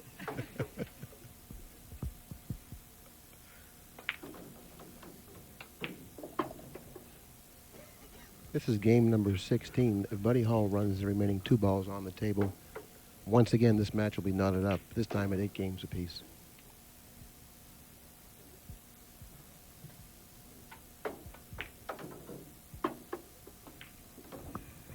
He made a kind of a tough little run out look simple, didn't he? He certainly did. What a difference a cue makes. Oh, don't start that ba-ba-boo stuff. Don't do that. Billy, I didn't know you couldn't sing. Thank you. He's been threatening to sing the national anthem for 5 years, but that's only late at night. That's the total bluff. I would never do that. At the end of game number 16, we find this match knotted up at 8 games apiece. Well, all they're doing now is racing to 3. I think all tournaments should be a race to 3. Well, sure, that way you'd have a chance against these great players. When you see the draw, and like you draw a Buddy Hall or a Kim Davenport, you go into sheer panic. That's why you no longer enter these star-studded affairs. Now, this is the time in the match where you really have to put the emphasis on cue ball control on the break. There's only 5 possible remaining games left in the match, and you must put the emphasis on cue ball control. You cannot afford to foul off the break. Well, what a man's got to be careful of at this juncture is even getting back to the table. I've seen many a match where when it's like this, you don't even get to return to the table.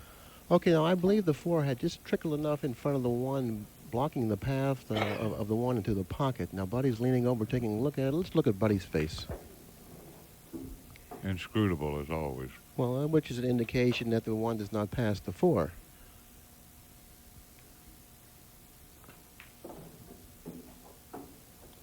I like this shot here. I like him to cut the 1 and like cross bank it toward the other pocket, but not that quite that hard, and bring the cue ball down by the 6.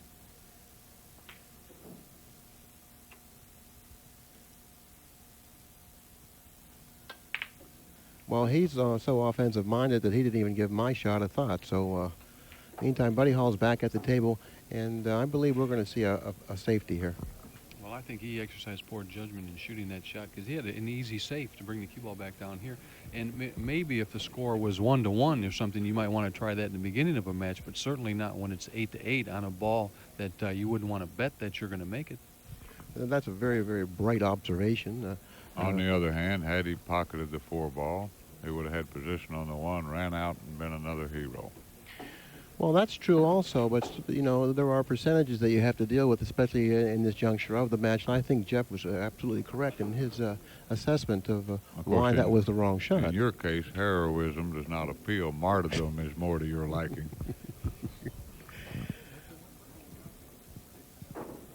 Okay, now Buddy Hall came up short on that particular shot, and you know, that is a blunder in itself. You must be able. Stands used in the tournament, and as you see the plastic cue stands, regular price are $185. I was just informed that they're $100 a piece. If you wanted them very nice, and you can pick them up after the tournament.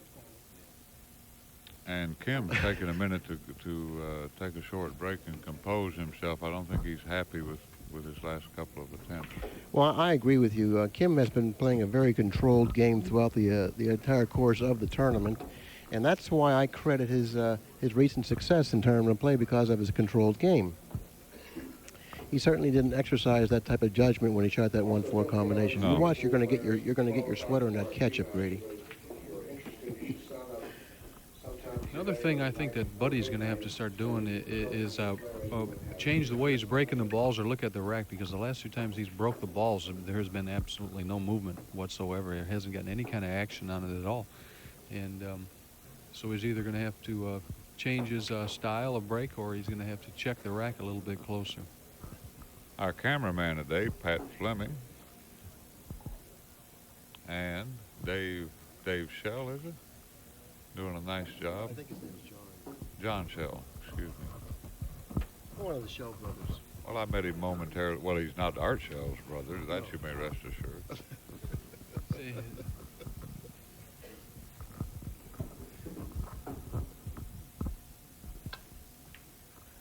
Now that I've taken my glasses off, I have a different perspective of exactly what's happening out there. I can see the game much plainer now.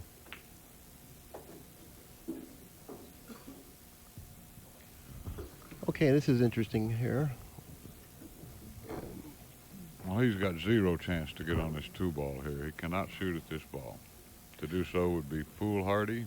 Well, since you've made that brave statement, he cannot shoot at this ball, what's the options that are available to him? Well, he's going to have to select an intelligent safety. Well, Repugnant what as if it there may isn't an seem. intelligent safety? I mean, I don't see anything that intelligent out there other than to go ahead and shoot for your hole. Well, it's just like 2 guys gambling. You always have 3 choices, right? I don't know. What are they? Quit, continue playing for the same thing, or raise the bet. Now, he's only got 3 choices. Shoot at the ball, play safe, or shoot up in the air. Well, I think he should shoot it at his hole right here, and I think he should shoot at his hole and cut it extra thin. Extra thin. I think an extra thin hit here will be great. But he didn't cut it extra thin. He shot at his hole unsuccessfully. But he really didn't leave Kim much to work with. He's left Well, him. again, this is a risky shot for Kim. Even were he to slice this one in the corner, he doesn't really figure to have a shot on the 2-ball.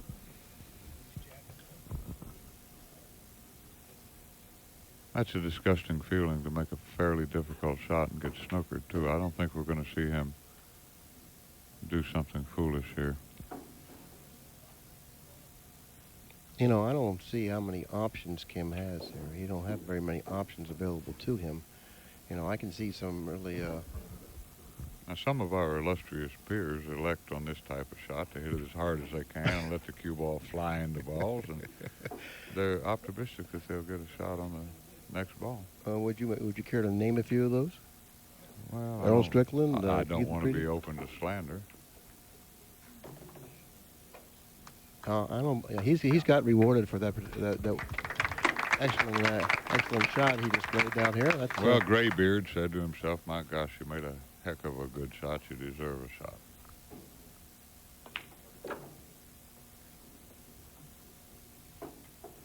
Well, I consider that justice. And I think when a player makes a very good shot, he deserves another shot.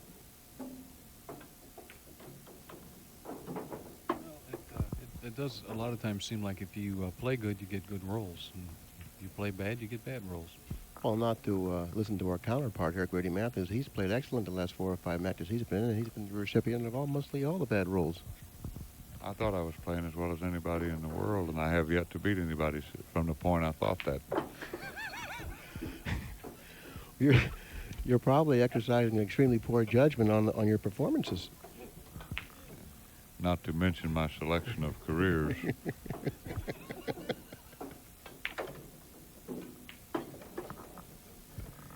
Anybody takes up 9-ball as an occupation doesn't deserve a roll.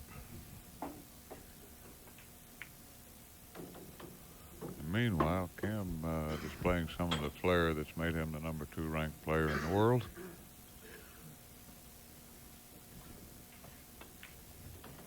You know, I got to say something. One thing I disagree most vehemently with is a selection of players by politically and geographically motivated people. I think invitational events, television things should be on an ability-only basis. And I think that anything that's different than that goes diametrically against everything I believe in. Well, I totally agree with you. I feel that if a person earns a right for a position and isn't rewarded that position, that is an injustice. And but that's just the way things are. We're going to have to live with it, Grady. Well, I don't agree with that. I think changes should be implemented. Well, we all know that for a number of years there was never a player from west of the Mississippi selected in any TV invitational. Now, the reasons for that I'll be glad to elaborate upon any late evening in any bar. Well, you know, I think that because the MPBA is the governing body of professional pool players, I think that any considerations made for players to appear in events should be taken out of the PBA listings, don't you? Exactly, ability only. Well, let me ask you another question. Then who selects the entries? The board? Well, it's just made by point standings. If they want 8 players, you take the top 8 players. If they want 16, you take the top 16. If they want ineptness, they consult you. I'm sorry, I stand corrected. I understand now. Therefore, it would be completely fair then. I agree. Well, I think the MPBA is kind of like a union, and when you're dealing with a union, when a contractor wants some work done, they go to a union, and the union officials decide who's going to work on the job. And I think that that's what it should be here. I think it should be the points, and then to determine who gets to play. Whoever is ranked in the top 8 or top 16 or top 32 should have first preference for any kind of pool event. But you have to also take into consideration the level at which the game is at right now. Sometimes, you know, you want to allow the players that present themselves the best to be out there in front of the public. You know, That's very that's Hitler. a consideration. That's a very Hitler-like emotion. Well, I'm sorry.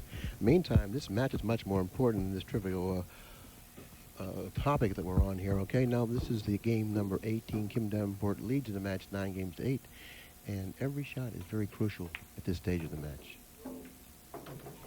Nice shot, great shot.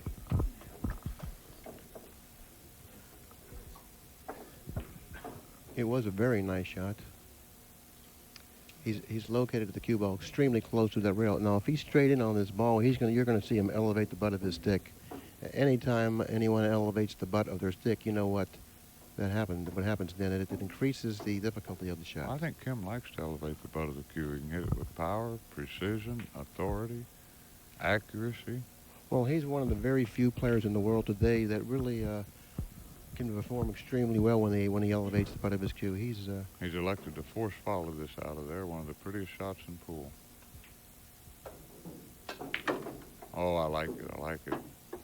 Now I like that better than low left. The two does not pass the 3 here. What's going to happen here? I think Buddy Hall is going to find himself parked right against the 3 ball. Kim should play a safety here and park the cue ball on the 3 ball here. Now, what he wants to be careful of here, Billy, is not to leave the 2 ball near quarter the of pocket, an inch. near the pocket. No, not that so much. Off the rail. Right. He wants to get it away from the rail, making the make percentage somewhat less. Plus, also, if Buddy were to kick at it, have it being close to the hole, but away from the hole, that if he doesn't hit it on the right side, he's going to kiss off the ball and scratch in the corner. Sure.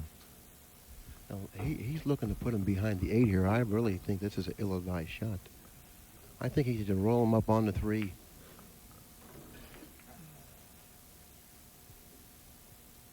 No, he don't like that shot either. He's gotten back up from that one. He's going back to his first option of putting him on the 3. I had confidence in him all along to do the right thing, and he just wanted to examine all his options.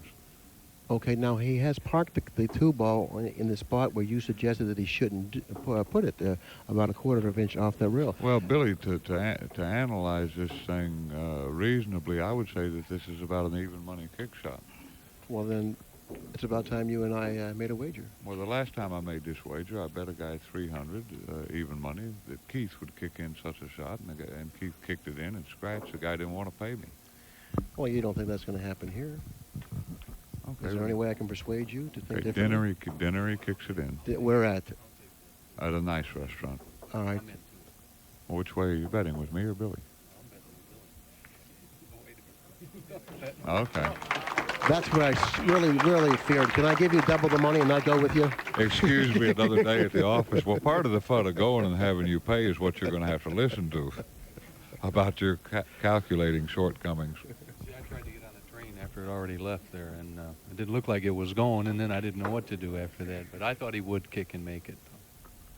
You just had to change Or your to put it mind. another way, when this tournament's over, we can get in the back room, and I'll bet I kick that in all day long, and you guys just name your price. No, I agree with Grady. I thought that ball was about a half-inch off the rail. He could hit that ball in 6 different places and still make it in the corner pocket. Plus, he's shooting into a cavern. We've talked about how wide the pocket is. Yeah, I really used poor judgment in making that bet. Very gracious of you to so state it.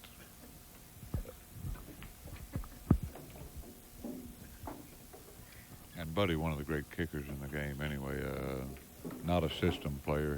He doesn't need it. He eyeballs everything with great success.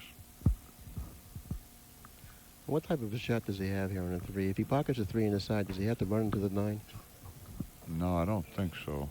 But he has to be too far away from the 4. No, he is drawing this ball. I guess he's trying to force it to the rail and up again. And this is I don't know if I like this shot. This is not a Buddy Hall style shot. Of course, he hit it perfect. Oh, he hit it absolutely perfectly. That's exactly right. Going to the rail and just barely missing the 9. This guy's such a clever player. He hit that just hard enough to get up to where he's got a reasonable shot on the 4. Not so, he didn't strike it with such force that he really risked the 3 jumping out of the pocket. And And very shortly we should have a 9-9 tie. And as cleanly as he hit that ball with all them factors that he was confronted with, you have to really give him credit.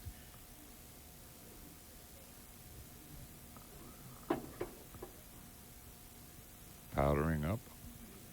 Let me ask you a question. Do you go cross table on this shot? Naturally, well short of the side. You go cross table? No, he's not going to go cross the table. He doesn't want the cue ball to be within 2 feet of any pocket. Well, I don't know. I certainly would consider going cross table. Naturally, I wouldn't want to go anywhere near the side, but cross table just to make sure I got on the right side of the 8. He'll just come out in the middle of the table, won't he? Just like that. Cross table on the right side of the 8, stop the ball, and you win. Why get on the wrong side of the 8, you know? No reason at all. Okay. And I didn't bet your dinner on it. Thank you. I mean, I'm not thanking you for that.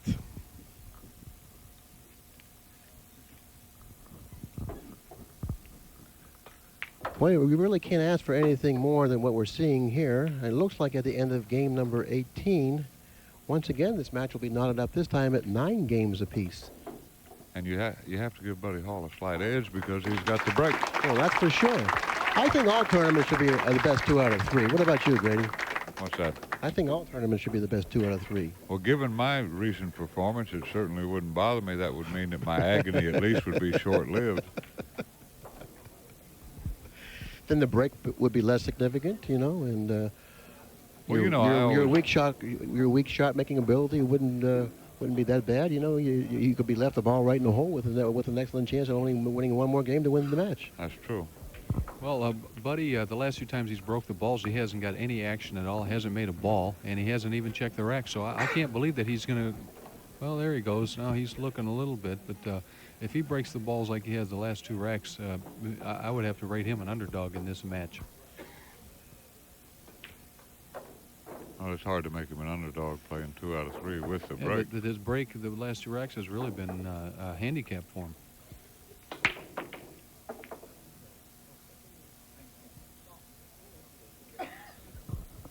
Okay, there's no question about it. Kim Davenport's going to bank the 1 into the 7 ball here. You know, Jeff makes some real good observations about this. I might engage. Jeff's, by the way, in case you don't know, Jeff is a fairly intelligent person. I know that, and I'm thinking about consulting him on a regular basis for a very small fee, of course, with some assistance on my gambling transactions. Okay, now Kim Davenport's definitely going to go for the pocketing the 1 into the 7 here. And, It doesn't look to me like he's banking with this ball. well, why would he change his style at this stage of the game? Why would he change his style? He's not. He didn't leave Buddy safe. You know, he had he an tried opportunity to win this game. You know, I mean, He I tried don't to. like that. I agree with you. I wish he'd have shot at that, but he tried to come in 3 cushions short, and we've referred to this several times in previous commentaries. These rails roll too long for that shot to be effective. But if you notice that Buddy is faced with the dilemma right here, if he pockets the 1 ball, achieving position on the 2 is just about impossible. Well, why is he faced with a dilemma? Because what's he going to do? Kim is fixing to be parked right on top of that 6 ball. Well, that's an option, but if he hits it a little bit poorly, or if the table rolls off, Kim might be picking that ball out of the pocket. The No cue ball, chance. that is. Kim is going to the 6-ball jail right now. Okay, well, I don't know. I wouldn't be surprised if you were wrong here. All right, another dinner that Kim's behind the 6.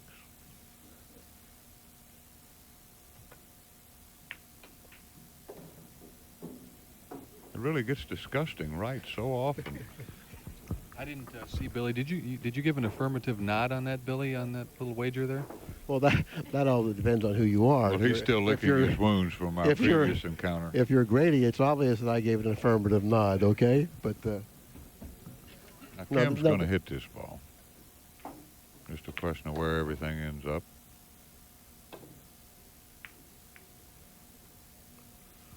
well, I And think he got it where it I think he won't got go. away with it. I think he's gotten away with this shot. Now, you remember our little rule, he cannot shoot the cue ball past the 1 into the pocket. Therefore, there is a kiss on this shot. If Buddy I don't even know what you're inferring to. there's a rule, a simple rule, an old 1-pocket thing. What's to the determine, shot? Well, Buddy can't make the 1. He's going to try to bank that 1 out of there. And if he does that, there's a kiss on this shot. Regardless of what English he used? Well, he can't put too much on this here. I mean, if he could put quite a bit of high inside, he could beat the kiss, but he can't get enough on it to beat it here, I don't think. Well, there's so many ways of beating this particular kiss here, if there is one. I mean, I can't believe you said that. You can beat this kiss by putting outside English on the ball. You can beat this kiss by hitting the 1 ball extra thin with inside English.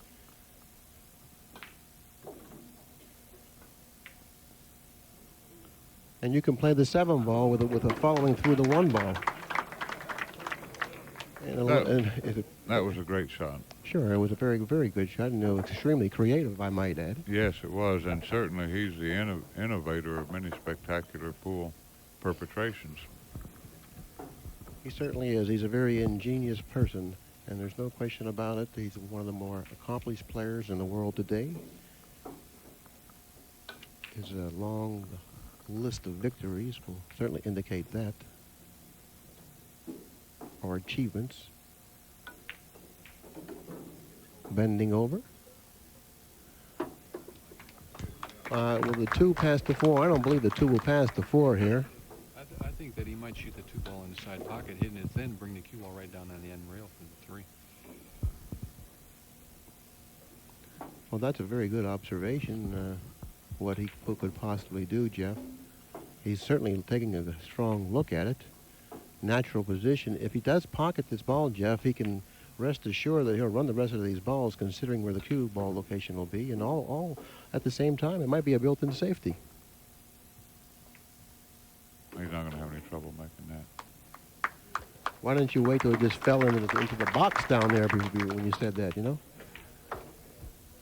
Well, considering where the 4 is, he has no problem gaining position on the 5. That doesn't seem much of a problem.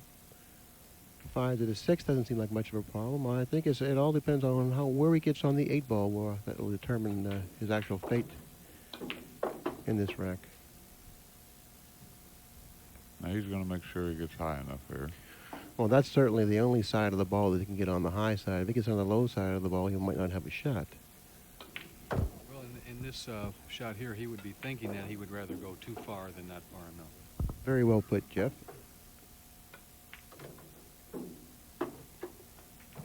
Little knee bend to help that ball come up a little bit. That always helps. Oh, Buddy's one of the great body Englishers of all time anyway.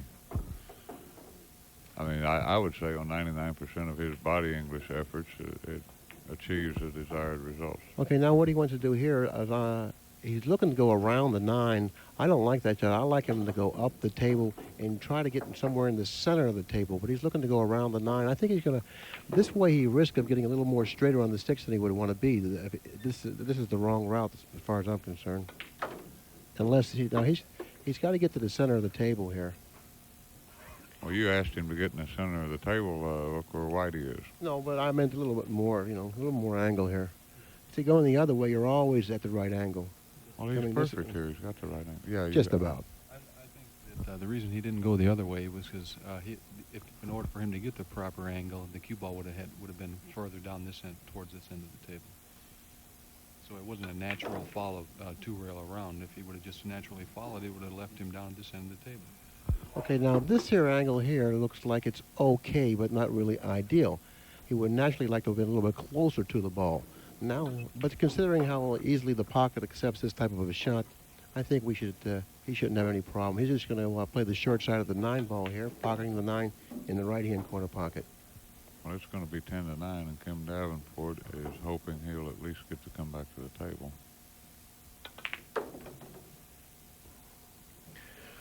Okay, that'll do just fine. At least I feel that's the thoughts that's running through this man's mind right now. All he needs to do is pocket the 9, and then he'll have an opportunity to break the balls in that favorable position we all refer to as on the hill.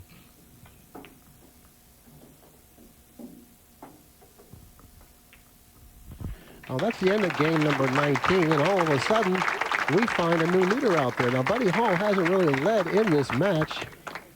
Buddy Hall really hasn't led in this match since the score was 2-1.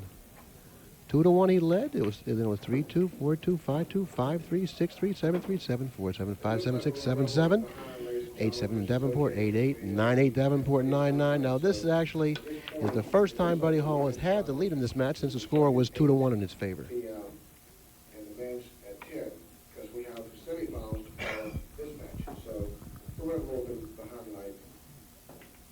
But we're only having one set finals in both the women and the men. Let's see if he can break them a little better, needing only this game to put the match away. Well, considering the fact that this will be the last opportunity he will have to break the balls, I feel he'll break them as well as he possibly can.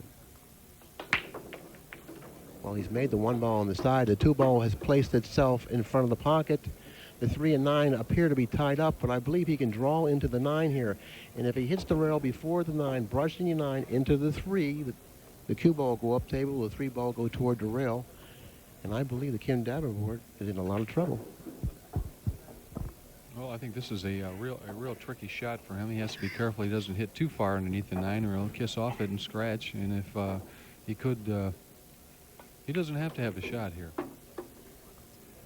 Well, that's exactly what he did, Jeff. What you were afraid he might, what you were afraid he might do, and that was hit too far behind the 9. Fortunately, he didn't hit far enough to scratch, at least if you're Buddy Hall, but he did open up the 3-9. Does he have any pocket for this ball, Grady? It might go on the side or the right-hand corner, but I think he's going to put Kim behind the 9 ball here. I don't see any reason leading 10-9 why he shouldn't try to get himself a ball in hand or a little better shot. I don't think he's going to shoot at this. Okay, by putting him behind the 9, what he's actually doing is he's trying to create an opportunity for himself. Now, he shot that a little too hard. And if the 3 goes, now he should consider himself extremely fortunate. He tried to put him behind the 9. The cue ball got away from him a little bit and left him behind the 4. Now, you're going to see Kim jump over this 4 here. Well, he's going to hit it. But it could scratch over in the right-hand corner, even if he pockets the ball. He's got to be a little careful not to get too much draw on this. Aim a little thicker at it. Now, this ball still has a chance of going in here. And it did. It went in the corner pocket. Kim Davenport still at the table, trailing in the match 9-10. Now he's the fellow that has the opportunity to tie up this match at 10 games apiece. Let's see if he can make good with it. Now let's talk about Kim's courage. He displayed it in abundance the other night in a thrilling match against Steve Miserak. Here again, this is just the type of shot that personally I wouldn't like. He's on the rail. He's got to shoot it with a little force to get back over for the 5, and he's trailing in the match. Takes a lot of guts to come with this type of shot. And not only that, even if he pockets the 4, he's still going to have a difficult shot on the 5 to get to the 6. I think that if I were going to shoot this ball, I would just shoot and try to make the 4 and just roll the 4 in the hole. Try to stop the cue ball somewhere between the 8 and the 9 there so that you can get a clear bridge without having to shoot over a ball. Well, I don't think he's going to accept second-rate position here. I think he feels, hey, if I make this 4, I want to have a shot to win. No, he's going to roll, just like Jeff said. He's going to roll a little bit up. He's going to take a difficult shot on the 5 and then take a half difficult shot on the 7, providing that he makes the 5.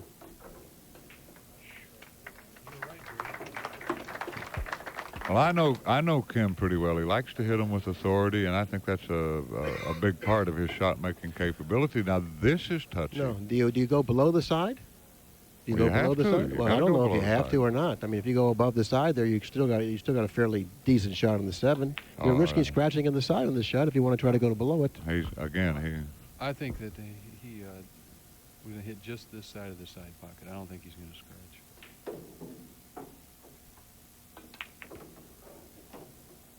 Right. Yeah, well, he just missed the After the courage he showed so capably the other night, there was no doubt in my mind that he was unwilling to accept a longer, more difficult shot. Kim Davenport certainly is a very enterprising man, showing tremendous courage. It's about immeasurable at times. And yesterday, when he played Steve Mizrak, he displayed some of that courage. And today, once again, he's showing the fans here that he still has a lot of that left in him. Got to be careful here. He doesn't want to hit this 9. Boy, he has to hit the 9 here. He has to hit the 9.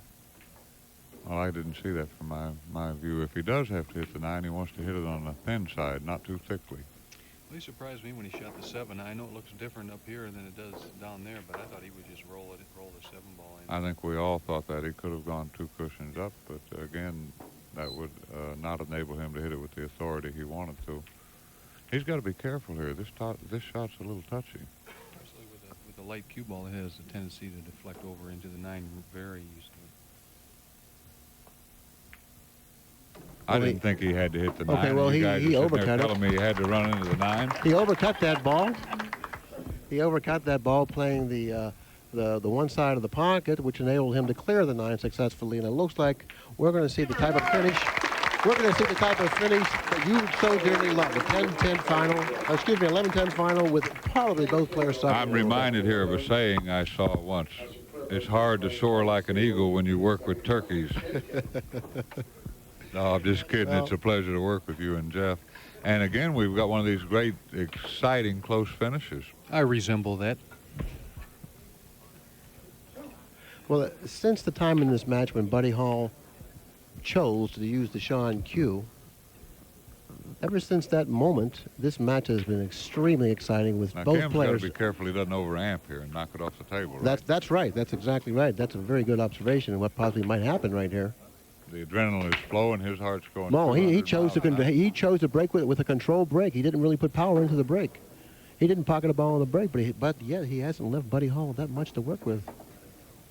Listen, anytime it's 10 apiece, and I can see the ball, I am so happy. I don't care if I got a shot or not. I'm just happy to see it because I'm used to not getting a shot when it's 10 apiece. Now for Buddy, at least Kim didn't make 2 or 3 balls on the break and have a Shirley Temple. He could see the ball. He's not on the rail, even though he doesn't have. Of course, he could play the combination here. He's got sideboards with the 3 ball, right? Yeah, he could play the combination. Now, don't get silly here. I'll take 7-1. Bet he plays the combo. Well, he really doesn't have many options, but I don't think anything he has is very appealing to him right now. He can play the combination. He probably will. But I certainly wouldn't feel good about it, being forced to do. Why don't you ask Jeff, who's somewhat more knowledgeable than you, what he thinks Buddy will do? It looks to me like he's got not a real hard shot to just kiss off the left-hand side of the 1 and bring the cue ball right down onto 3. And he's got 2 balls to block playing it safe. Well, the way he's elevating the butt of his cues He may be ripping this certainly cross corner. suggests that he's going to do something that takes a little stroke.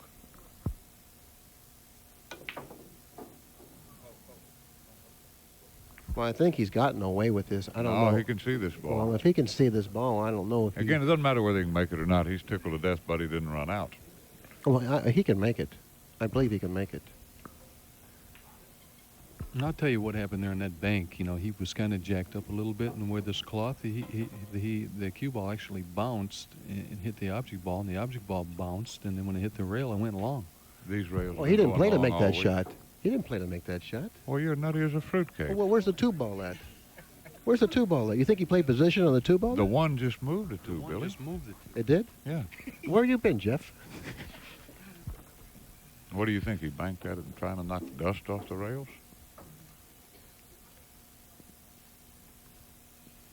You could hear a pin drop in this room.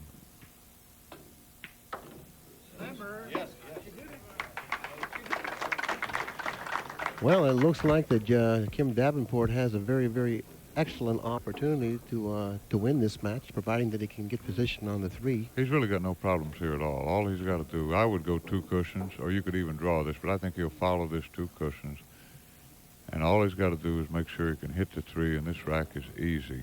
I don't know. I like even forcing this ball straight up the table. I don't see anything wrong with that. Just like that there.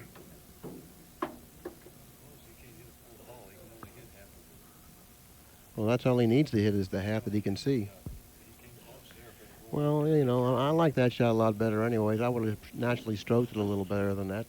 Probably landing just about perfectly for the 3. He'll probably use this about a half a tip of inside English. Unless what's he doing here? Is he drawing this ball? He's hitting it with... Yeah, he's drawing the ball around the 8. Kim is just too good a player not to get out from here the way he's been playing. Well, the 7 to the 8's going to tell the story. The 7 to the 8 will tell the story. At least that's what's in Buddy's mind right now. Well, how can he screw this up? He's probably thinking to himself. From the 5 to the 6 shouldn't be any problem. From the 7 to the 8, he may not be able to get on the 8. I mean, he certainly is a big favorite to get on the 8. I think he's going to follow this 2 cushions. The 9. I like following it also. You're getting so much closer to the 7 ball. Right, and being a right-handed player, he'd like to be able to reach it. I would definitely follow this ball because the 7 ball is so deep. You don't want to get too far away from it, which would create more of a problem getting back up table for the 8.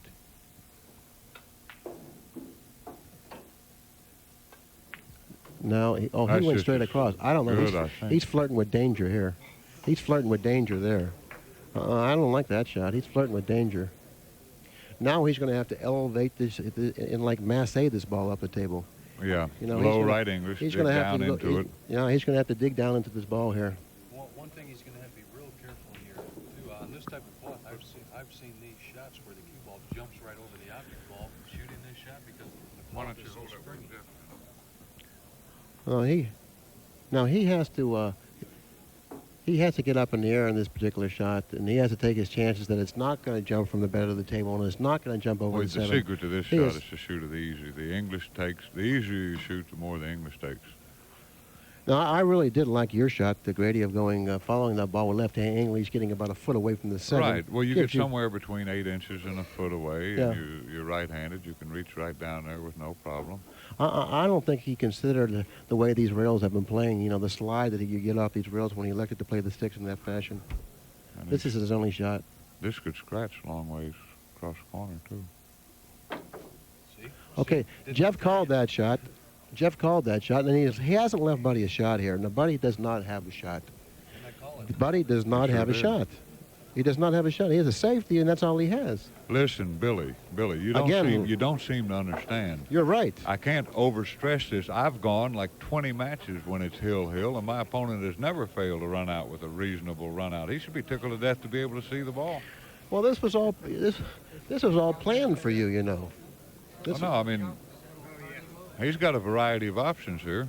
Yeah, he has to play safety here. He has no shot here. He must play a safety. Got lucky that he hit the 7 ball. Now, rather than being unhappy that he doesn't have a real good shot... Well, he's going to leave him up by that corner pocket. He should be tickled to death Kim didn't run out. He's going to try to put the cue ball up somewhere in the area of the corner pocket. And hopefully the 7 ball will go behind the 9, and he'll hook him. I think that's one of the great calls we've seen this week here, too. Jeff Carter predicting exactly what would happen there. Well, considering the way this particular cloth plays, the characteristic of the cloth, I mean, that was a very, very good call.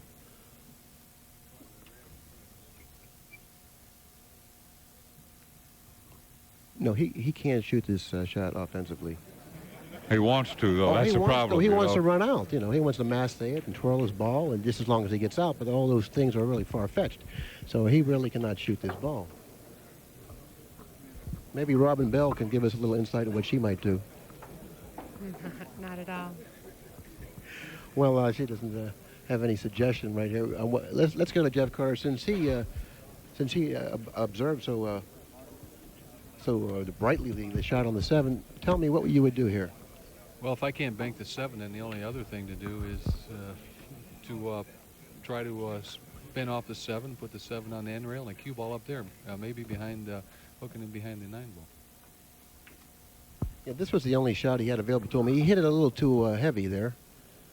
He should have hit that shot a little thinner than that, which would have probably given him a lot more distance between the cue ball and the 7. Well, there'll be no hesitation on this. No safety. He's No. going to bank it straight back. Now you're going to see Kim Davenport show you the skills that he's so famous for, his offensive end.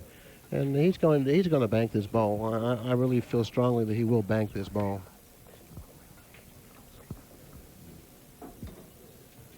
These are incredible. This is game number 21. The score is tied at 10 games apiece. The winner of this match will go on to have an opportunity to meet Mike Siegel in the semifinals. The winner of this particular game will have the opportunity to meet Mike Siegel in the semifinals. The score is 10 games apiece. Kim Davenport is confronted with a very, very difficult bank shot on the 7 ball. But there's really only one place to go with this kind of a shot, and that's to the pocket. What he's doing right now, Grady, I feel, is he's psyching himself up for this shot. He's going to make sure he feels good before he shoots it. But he has to make sure that he doesn't hit this shot with much power, because he's going to have to hit this shot with the speed that the pocket will accept the shot best. And he's going to play the long rail side of the pocket here, because the pocket accepts that type of a shot quite easily. The silence is deafening.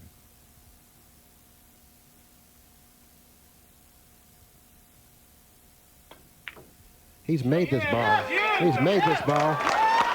He's made this ball.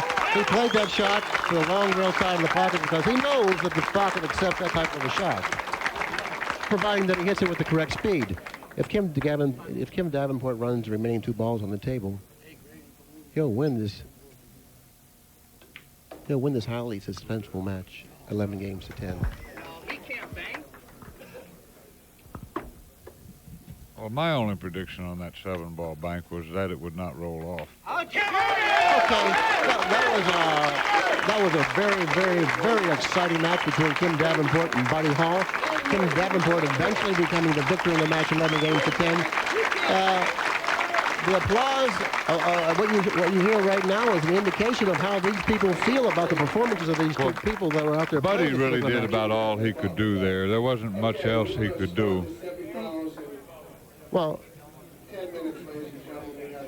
you know, we're almost out of tape right now. We might have maybe another 15 or 20 seconds left on this particular tape. And for all you viewers who have enjoyed this match, the next one that's coming up proves to be just as exciting, or possibly even more so, with Kim Davenport having the opportunity to meet Mike Siegel. The victor in that particular match will then go into the finals against Nick Varner. Yes, and let's get off the air so you and I can talk about making a wager. All right, that suits me just fine.